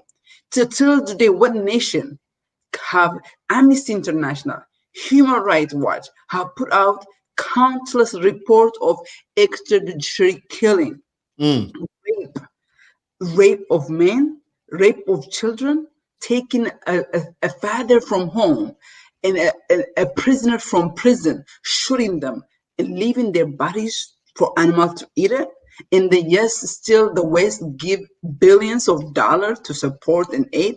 Isn't Ethiopia a country that received one of the highest, if I'm not mistaken, the second highest aid from US, my beloved country where I'm from, is that still Ethiopia is one of the poorest nation. So what, like AU sits in the hearts of Ethiopia and hearts of Oromia, and it says nothing for the last 1 year. And in fact, the last 5 years, over 10,000 people have died, and AU did not say nothing. So it's like, so it's interesting that as an African system who grew up in diaspora, who have hungered for African nation, a democratic nation that values me as a woman, I'm a woman, you know, I'm proud to be a woman. I'm lucky that I was born a woman. There's nothing wrong being a woman, but in Africa, it's still a big part of the country don't respect women, don't recognize the value of women, the power of mother. You know, women it's like property that some buy and sell, commodity for sexual pleasure. AU sits in Ethiopia, in a lot of these leaders are kind of cover their eyes at the human rights crisis that's happening in front of their eyes. And yet they represent the African youth interest. Africa is a continent of over 70% young men or young women under the age of 30. Yeah. I'm the over age of 30. It's like, what kind of country or continent do we live in that don't value women and the future? You know what I'm saying? It just amazes me. And your question is like, you know, what do we, you know, should military take over? What do you do when you have a country like Ethiopia that hosts AU, but that abuses AU when the West and the faraway countries come speak about the possible war crime? AU have remained silent, have done nothing. Yes, they're trying to, you know, come in, I guess, in elder days early on, but, you know, Prime Minister, like, go over there. You know, in Ethiopia, the elites of Ethiopia that control, that want to create the old Ethiopia back, you know, those one Ethiopia without culture, without our diversity is what makes us beautiful. It's our ability to speak multiple languages, practice multiple beautiful culture. There's nothing wrong with my culture. I'm very proud of it. In fact, the more you're going to tell me don't practice my culture, the more I'm going to keep it close and dear to my heart, and I'm going to become stronger. When you have a nation under the age of 30 who makes up 70% of the population, I mean, you know, the West can say anything, and AU, you know, can just hold the seat, unfortunately, that I feel like a revolution is inevitable. Just like, I think it's Martin Luther King who said that those who made peaceful protest impossible would make a resistance, you know, violence inevitable. That when it comes to, you know, African leaders, you know, should the armies, should the generals take over? When it comes to Ethiopia, the generals and the prime ministers are one and the same. It is selected by him, so there is no independent. So it's complicated. So there's no taking over because the army, the politicians, they're one of the same. They are one and the same. Oh my God! That's from SENAA. Oh wow, my brother John, do you condone? What is your comment to what Akron Ate, the brother who commented, who posed that comment about military takeover as a necessity in some African countries sometimes? I think we can, yeah.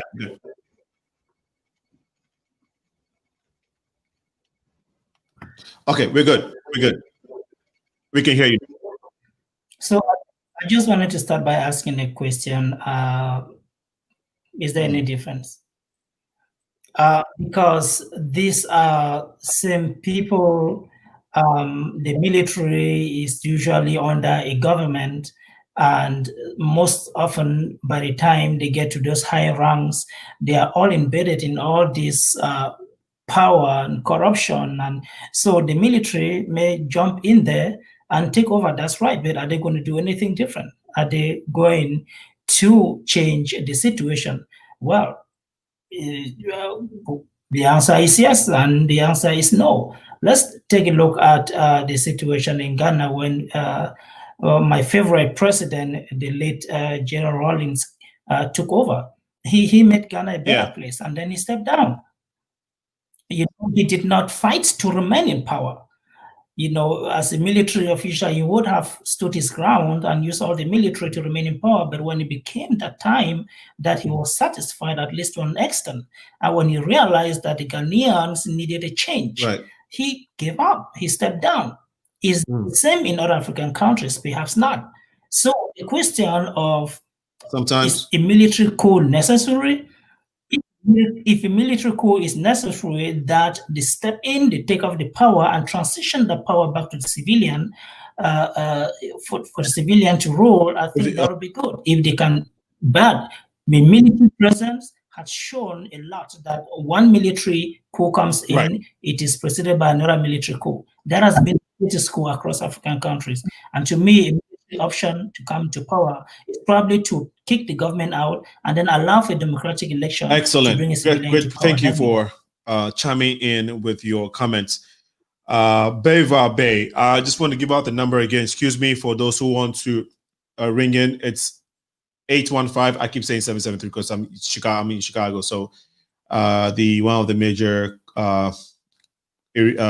code numbers for phone, codes for phone numbers is 8773. So pardon me, it's 815-277-5047. Okay, 815-277-5047. If you want to ring it, and I think I have it. Yeah, I have it on the screen, so you can take it from there as well. Beva Bay says Abiy Ahmed must be removed in order to that country have some sort of peace. In order for Ethiopia to have some peace, I think that's what he wants to say. Afido Ali says Ethiopian PM Abiy government. He himself called front of Ethiopian parliament terrorizing people of Ethiopia, but after a year and a half later, he started killing Oromo famous women and children. He started killing Oromo famously among. I think it's what he's trying to say. Famous among them is women and children, always African. Okay. Mustafa Ali says Abiy is a 21st century African dictator doing all he can to take us back to the 19th century Ethiopia. We think we have this already. Abdurrahman Hebo says Ethiopia is already under military rule. Colonel Dr. Abiy Ahmed Ali running the show, pretending as a civilian. And another comment from Bay says Abiy must be removed. I think we have already read this. There's one that I wanted to get us to. Nasri Ahmed says Ethiopian government is arbitrarily arresting thousands of Oromos and other southern nations, raping mothers, killing babies as young as 6 months, and elders as old as 90 years. All opposition political figures are behind the bar only for their political views. Abiy Ahmed, the winner of Peace Prize, Nobel Peace Prize, as that trying to load one identity, dismantle the current federal system in Ethiopia. Wow. And then Farol Boucher says there must be an organized African youth move to protect democracy and humanity under a strong, innovative institution, because almost all African leaders are dictators. Wow. Nasri Ahmed, well, that is the problem that caused the ethnic oppression. Say it with me. Hashtag problem is tyranny, not ethnicity. And the last comment I want to take before I go to my guest, Jawar Mohammed is our eye, our everything. God knows when Ethiopia will stop, will eat human. Okay, all right, I'll end it there. Wow. So the comments are a lot, and thank you all for. Let me take this last one. It says West African, not independent from Europeans. So what is the way forward? What do you call it? I would say let me start from John, because what is the way forward? We have talked about the issues, and it seemed as a chronic one. It doesn't look like it's going anywhere. What can we begin? What can we start doing? What can we start doing differently from what maybe we have done in the past as the youth, as a new generation, to save the future of the African people, or I'll say the future of Cameroon, where you are from? What can we start doing as a people? The way forward is what we are currently doing. Spreading the word to the world, educating people about what is happening, standing up and talking about some of these things. The dynamics are going to change sometime. It may not be now, but we have to start from somewhere, and we have started a struggle already. Southern Cameroonians across the world are speaking about these things. They continue to push through different governments and different religious groups and all of that to make sure that there is an audience. we never know, but we are also hoping that the Almighty step in, to rescue us. Another way forward is we need somebody in one of the comments did mention that the time has come for some kind of African youth movement, to start coming together to target some of these regimes and to restore some kind of sanity. Democratic principles, respect should be kind of brought back. So there are so many other ideas coming up, and we thank God for social media that we are able to have shows like yours where we are being watched live on Facebook, on YouTube, and probably on different media outlets. So just as we talk, a lot more having the same conversations in different media outlets. So the message is spreading very wild. We all condemned with the last atom of our energy, what is going on in Ethiopia. We condemn it, and whatever we can do as a young Africans in this our generation to continue talking and educating people about some of these things, we shall continue to do that. What is happening in Ethiopia is unacceptable, shameful, especially for a young man like the current leader in Ethiopia who would decide to unleash this type of inhumane treatment on his own very people. It is a shame. Well, thanks for your comments. I must say that this show has been live on Trend Africa TV. Our affiliates also being carried live on My Star Radio, a Pan-African radio station for the discerning listener in Washington, D.C. My Star Radio is a 24/7 online radio station.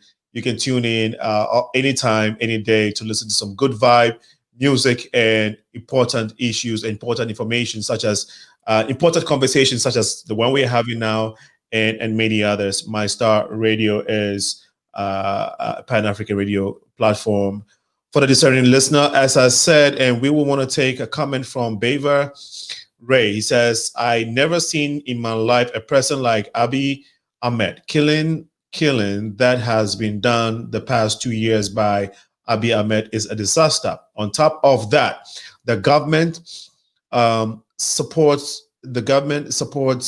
keeps lying. Literally, when the country is under extreme disaster, Ethiopian government will clearly say, oh, Ethiopia is peace.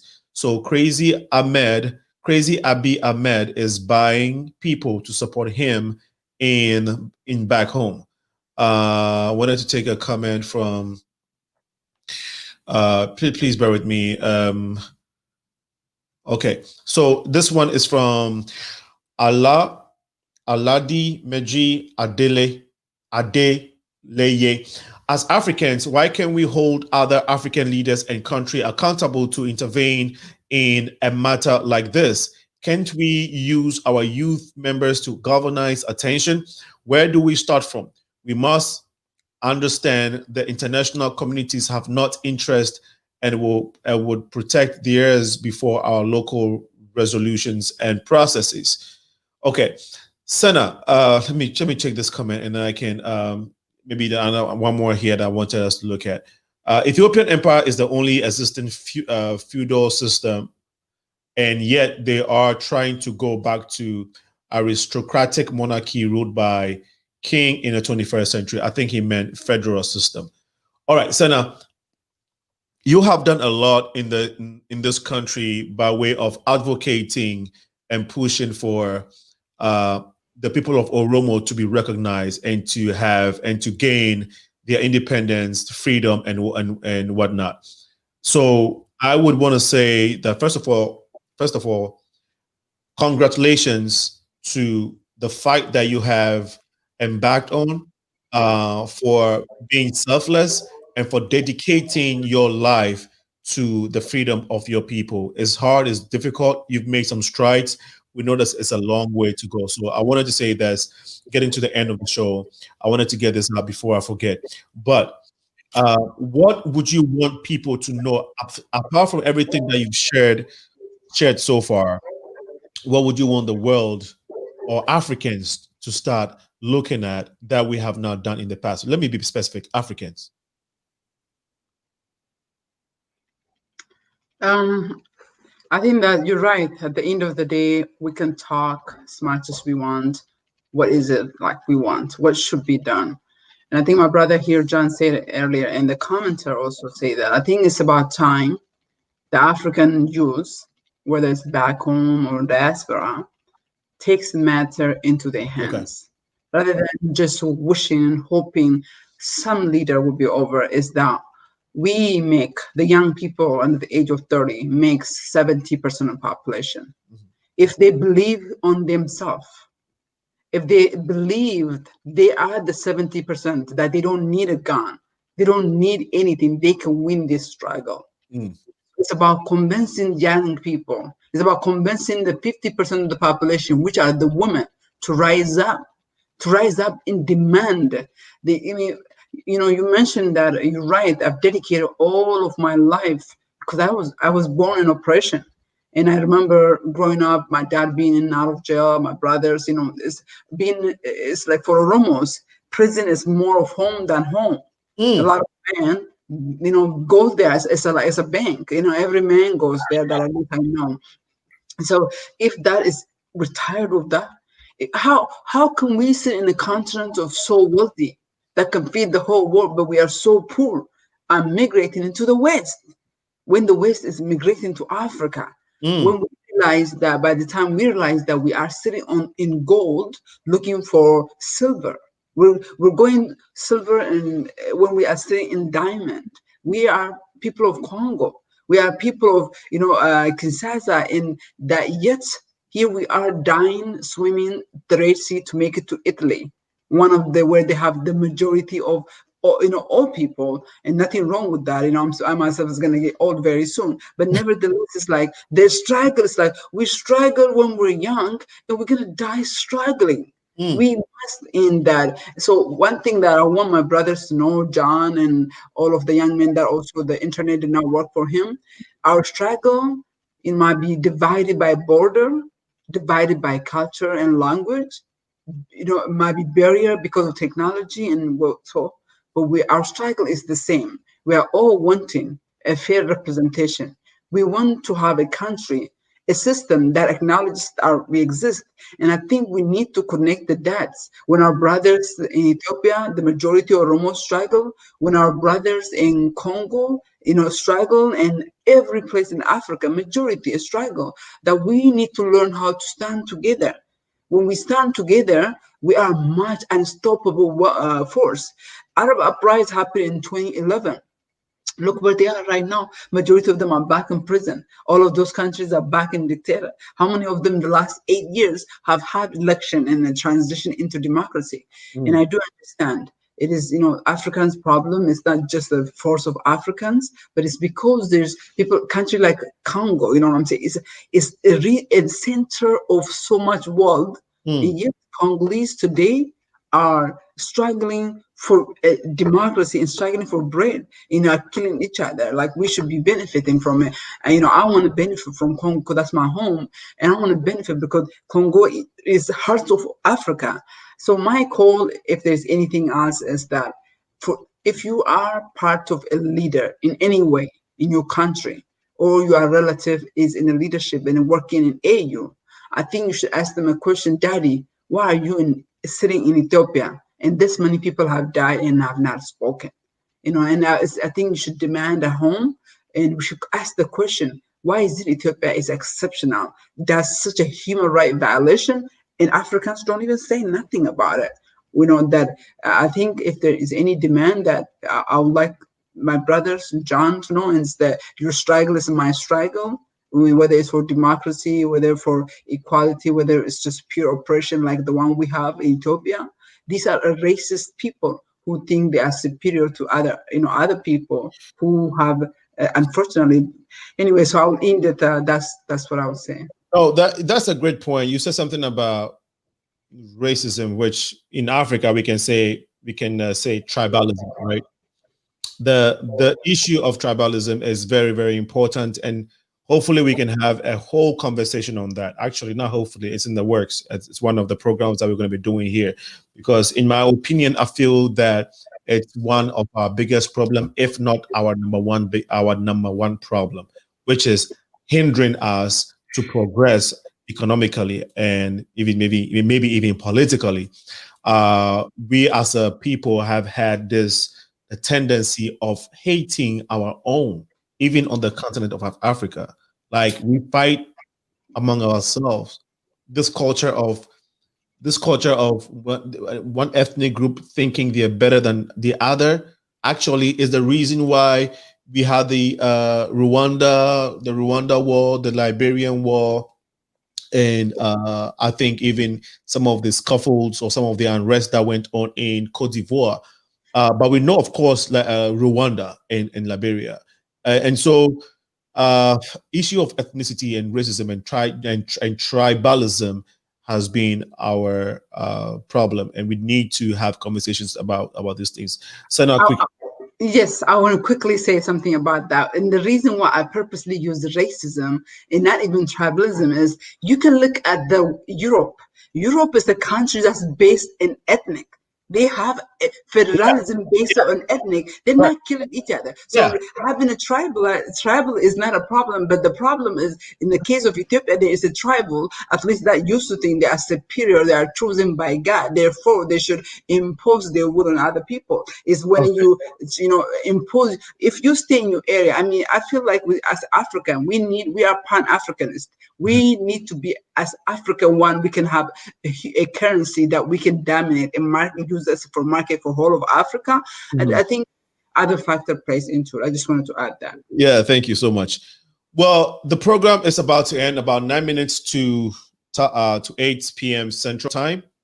We are still watching and listening to the Progressive Mind Show. We are live, or we have been live on the Progressive Minds page, Facebook, and on YouTube, the Progressive Mind Show on YouTube. Please follow us, like the page if you haven't done so. Like the Progressive Minds page now, both on Facebook and YouTube. Turn on the notification so that when we come your way every Wednesday and sometimes our Monday specials, you can get notified that we are on, so you can follow our messaging, so you can follow our dialogues, because this is not just us. It's not about progressive minds, it's about progressive African minds, just like one of the audience just put out there. It's one of the powerful comments I've read this evening, progressive African minds. Okay, so this is very important.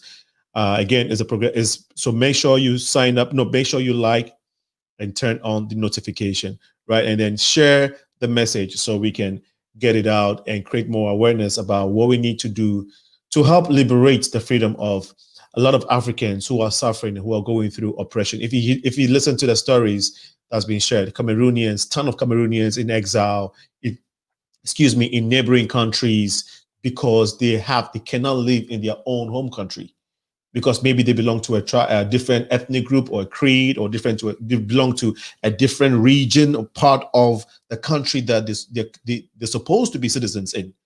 And it's unfathomable, but is doable, because there is hope, and hope overrides all things. So we need to keep this convos going. Let's see if we can get our brother in. He was here in a moment and all of a sudden vanished. I was trying to see if I can get him. Okay, so before, as we wrap up, do you think that we can bring hope or we can bring change to Africa? Let me just get this. I know I asked what we have to do, and you have said what we have to do. But before I get your last word, it's 6. We have 6 minutes to go. I'll get you to tell us, to probably help us to see if we can cling. There's hope, but how long should we wait for this hope? And so maybe I'll have you or tell us. But let's see if you can get some more comments out there. Why always African unity support African dictatorship? Good question. Aman Negeso. Good question. Bay Ray says, thank you for being here. How many people think this way? Thank you so much for your contribution, Bay. Abdul Bisa Haji says, because the politicians colonize themselves with corruption. So yes, corruption is one of our big problems in Africa. We must find a way to mobilize and connect African youth across the continent to bring a true democracy to Mama Africa. Because democracy is not what our selfish rulers says or talk about. It is what we do and who we really are as African nation.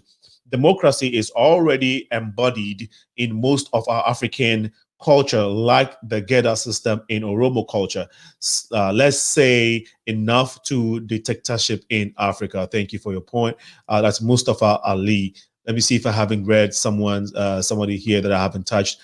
Okay, I think we read this one. That was the one I wanted to see.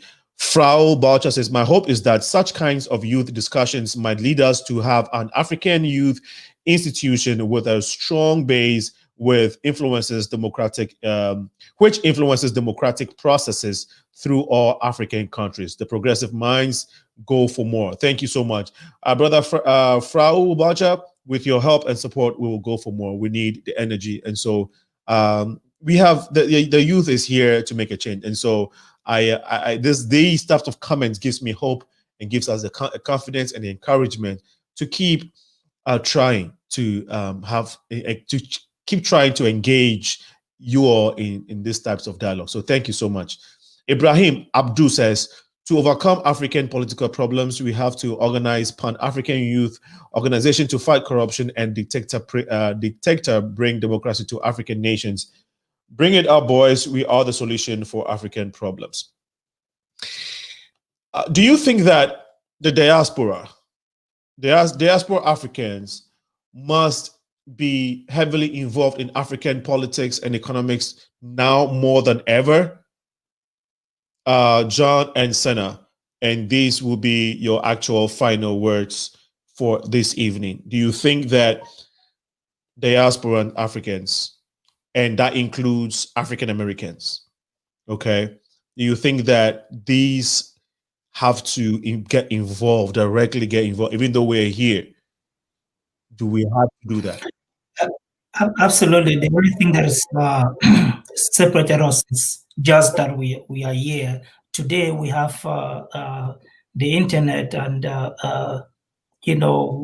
technology is going on. We can have a Zoom call where people will come in, we brainstorm, and then we kind of strategize and see how we go from there. I strongly believe that the African diaspora, the youth, have a greater part to play in this process because those back home are afraid of their right.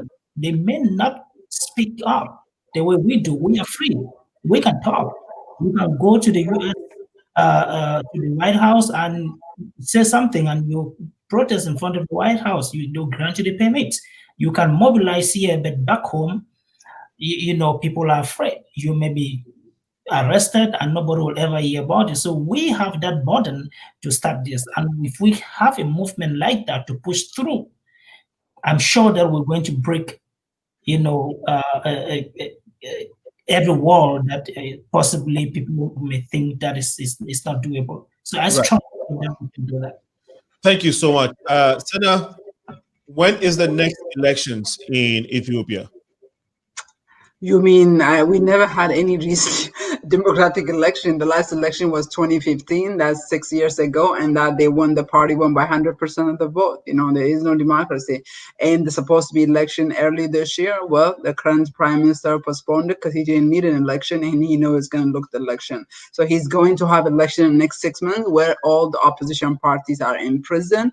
This is he say, quote, "This is the best time for him. Now let's go get an election." So he's buying himself a badge of some kind of I don't know, legitimacy to continue his killing. You said by next year all the opposition parties, all the leaders for the opposition parties will be in jail?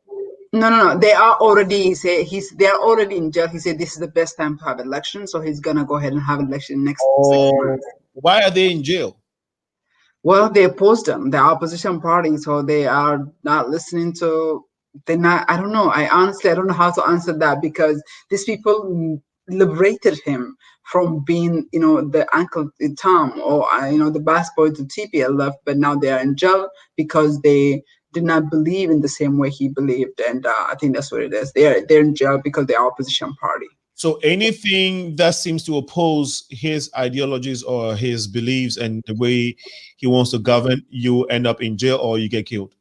Yeah, you get killed. I was gonna go say that majority, a lot of them are getting killed. We are coming up with the data just for November. We have 70 people killed.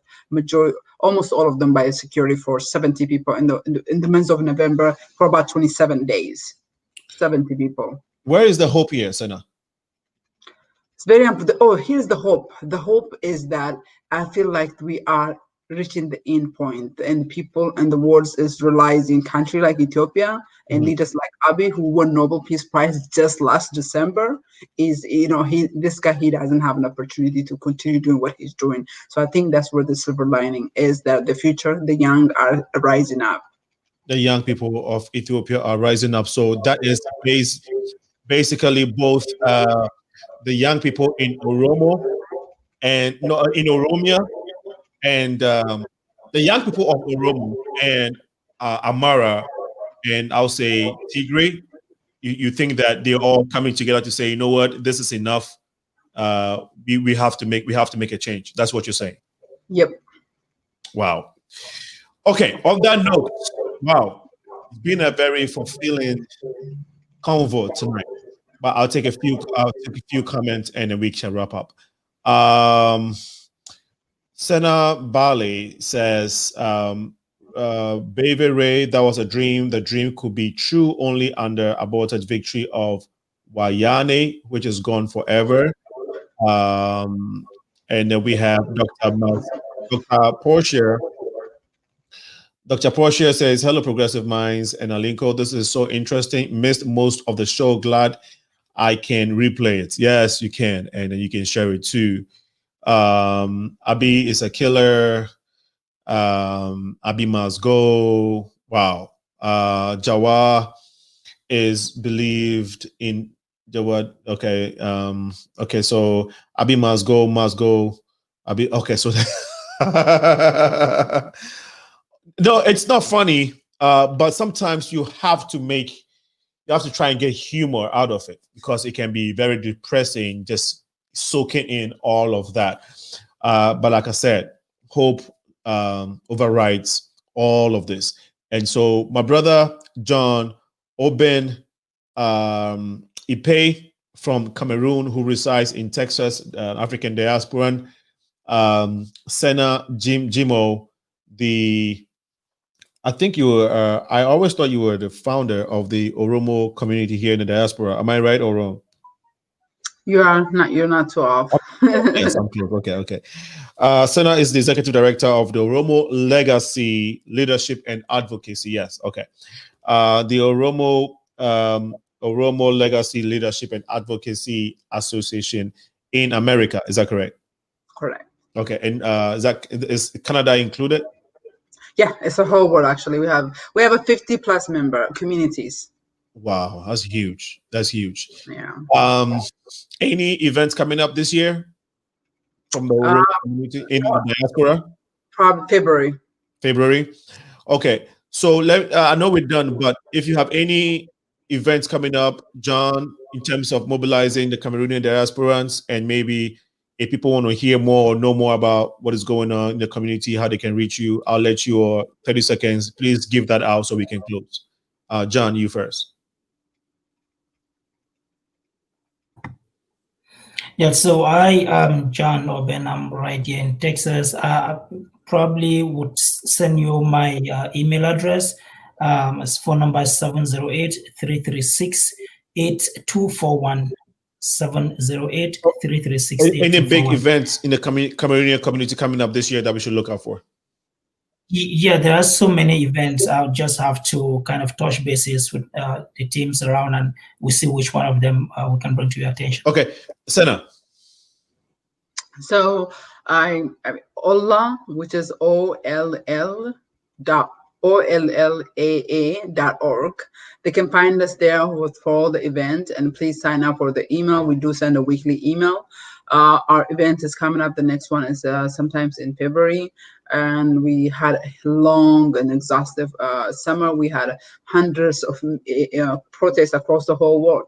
In the US alone, over 100 protests was held between July, the end of June, the 29th was when Hachalu was killed, until end of I would say November. We held several protests. So we're expecting to have some protests coming up very soon. Abiy is trying to push for election.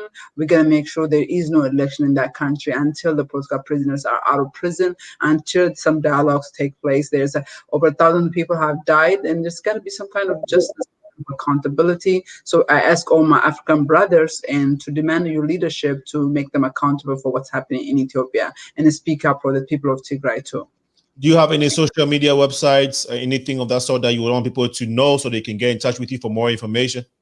Absolutely. I think all of our websites, we are on Facebook, Twitter, IG, and a website. So it's OLLA Oromo. So hashtag all of that, you'll see us OLLAA.org is our website.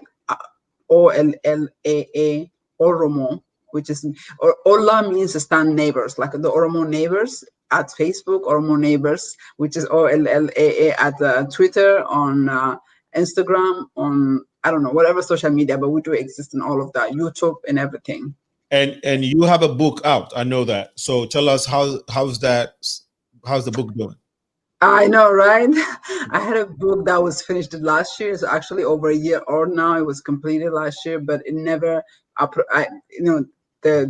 famous singer died, and just everything went upside down. Yeah. We couldn't get the chance to talk about your favorite singer who was he killed or?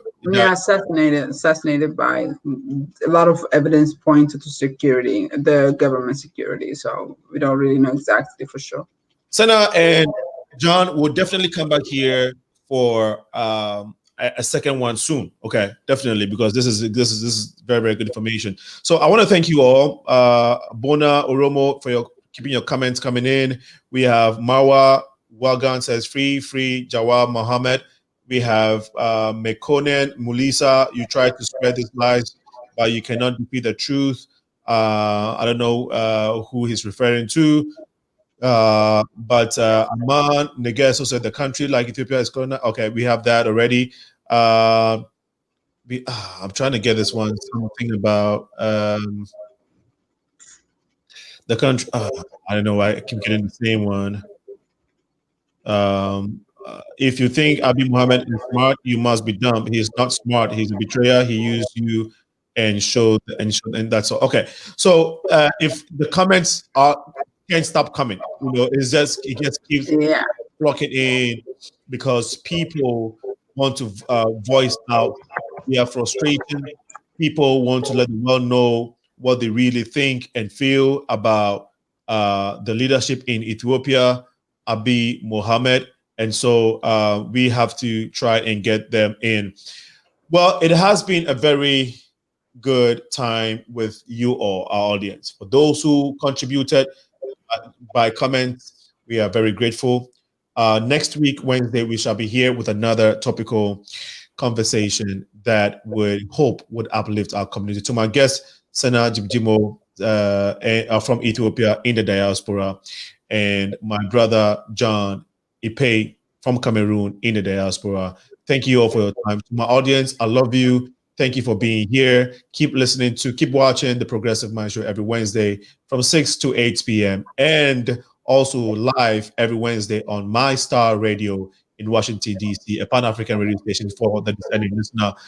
Remember, to whom much is given, much is required. This has been your host, SEENAA, a.k.a. Alinko. We shall be coming your way next week.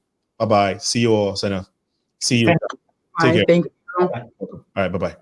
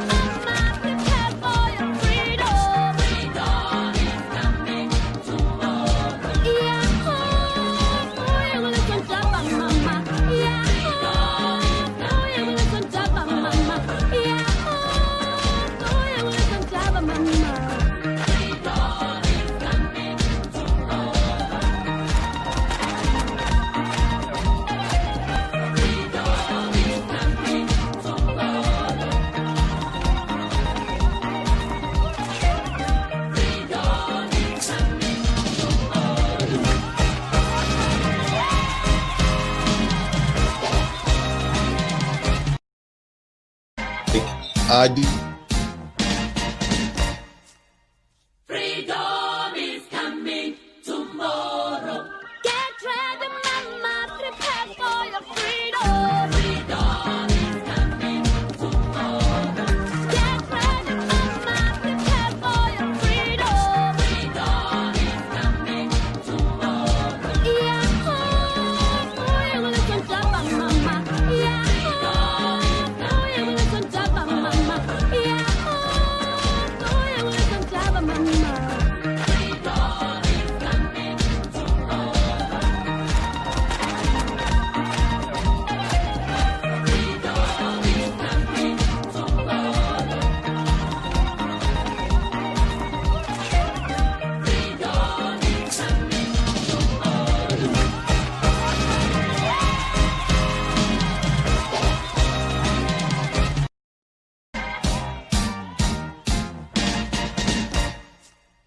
Freedom is coming tomorrow.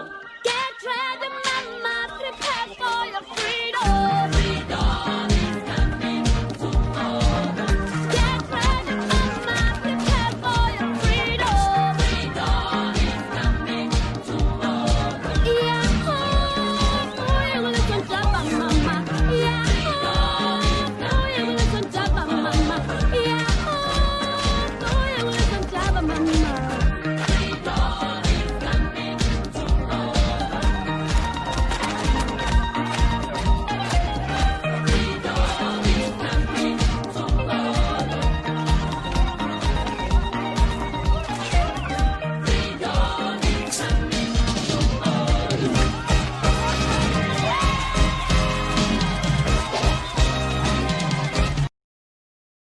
Selassie, he was a great king, and all of that. So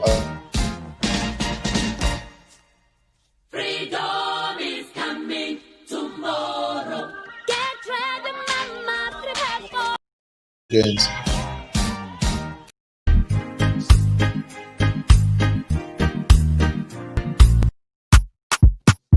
OBET, OBET, OBET, OBET, bang, bang, bang, bang, bang. If you like to dance, then don't worry.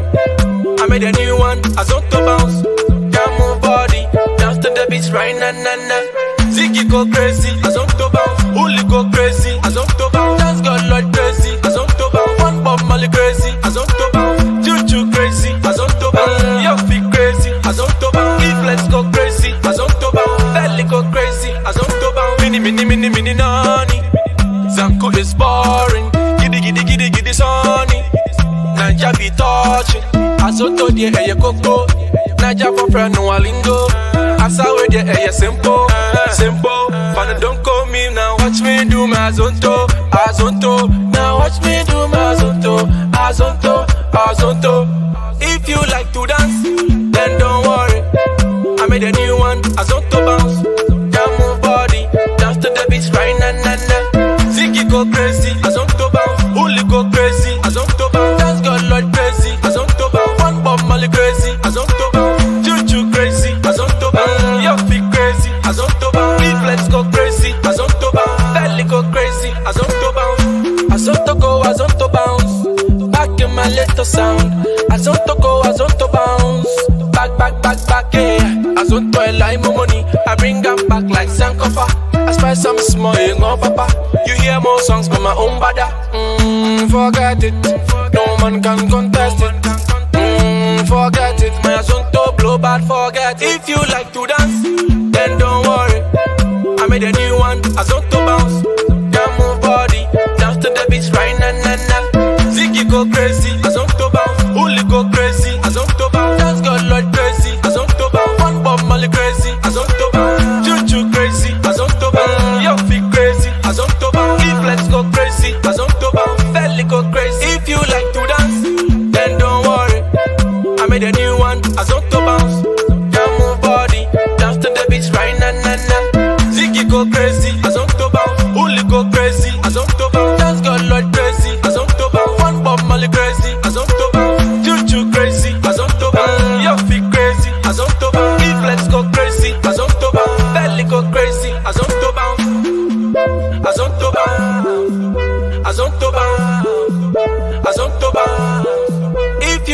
dance, then don't worry. I made a new one, Azonto bounce.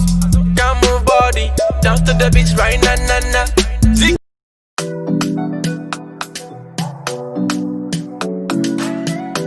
Oh better, bang, bang, bang. Pause a minute for today. Wash your hands clean and pray.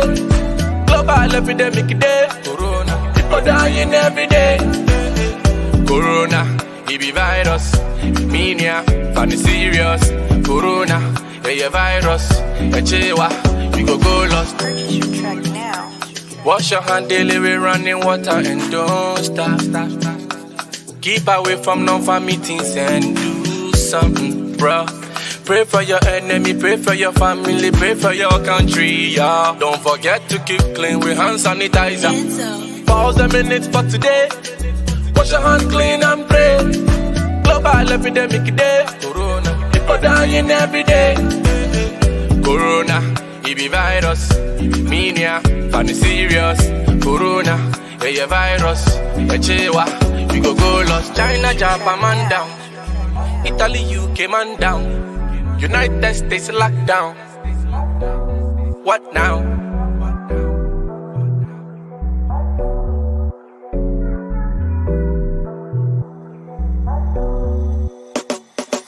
Pause a minute for today. Wash your hands clean and pray. Global epidemic day. Corona, people dying every day. Corona, EB virus, mania, funny serious. Corona, a virus, a chewa, we go lost. Pause a minute for today. Wash your hands clean and pray. Global epidemic day. Corona, people dying every day.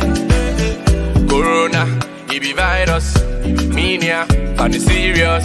Corona, a virus, a chewa, we go lost.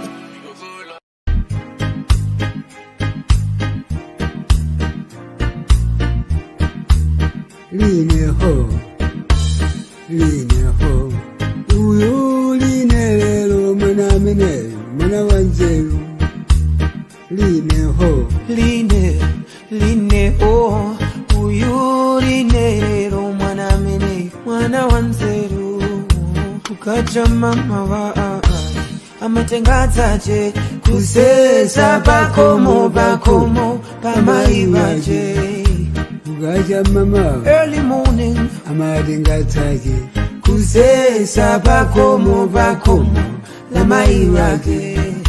Magolo wali amuya mikira akutirine lero mwana wanzeru. Magolo wali amuya mikira akutirine lero mwana wanzeru. Line uyu line lero mwana wanzeru.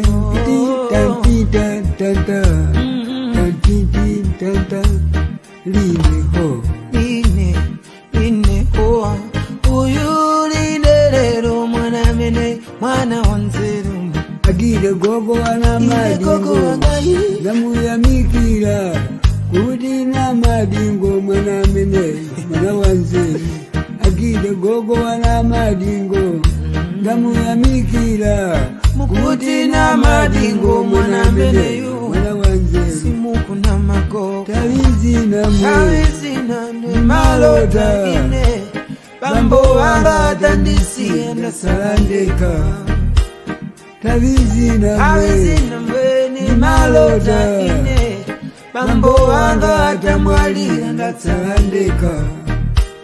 Gondo mama gondo une mama mwe gondo mama chalamanda tafera moenda we. Gondo mama gondo une mama mwe gondo mama chalamanda tafera moenda we. Nangomba mbiliyo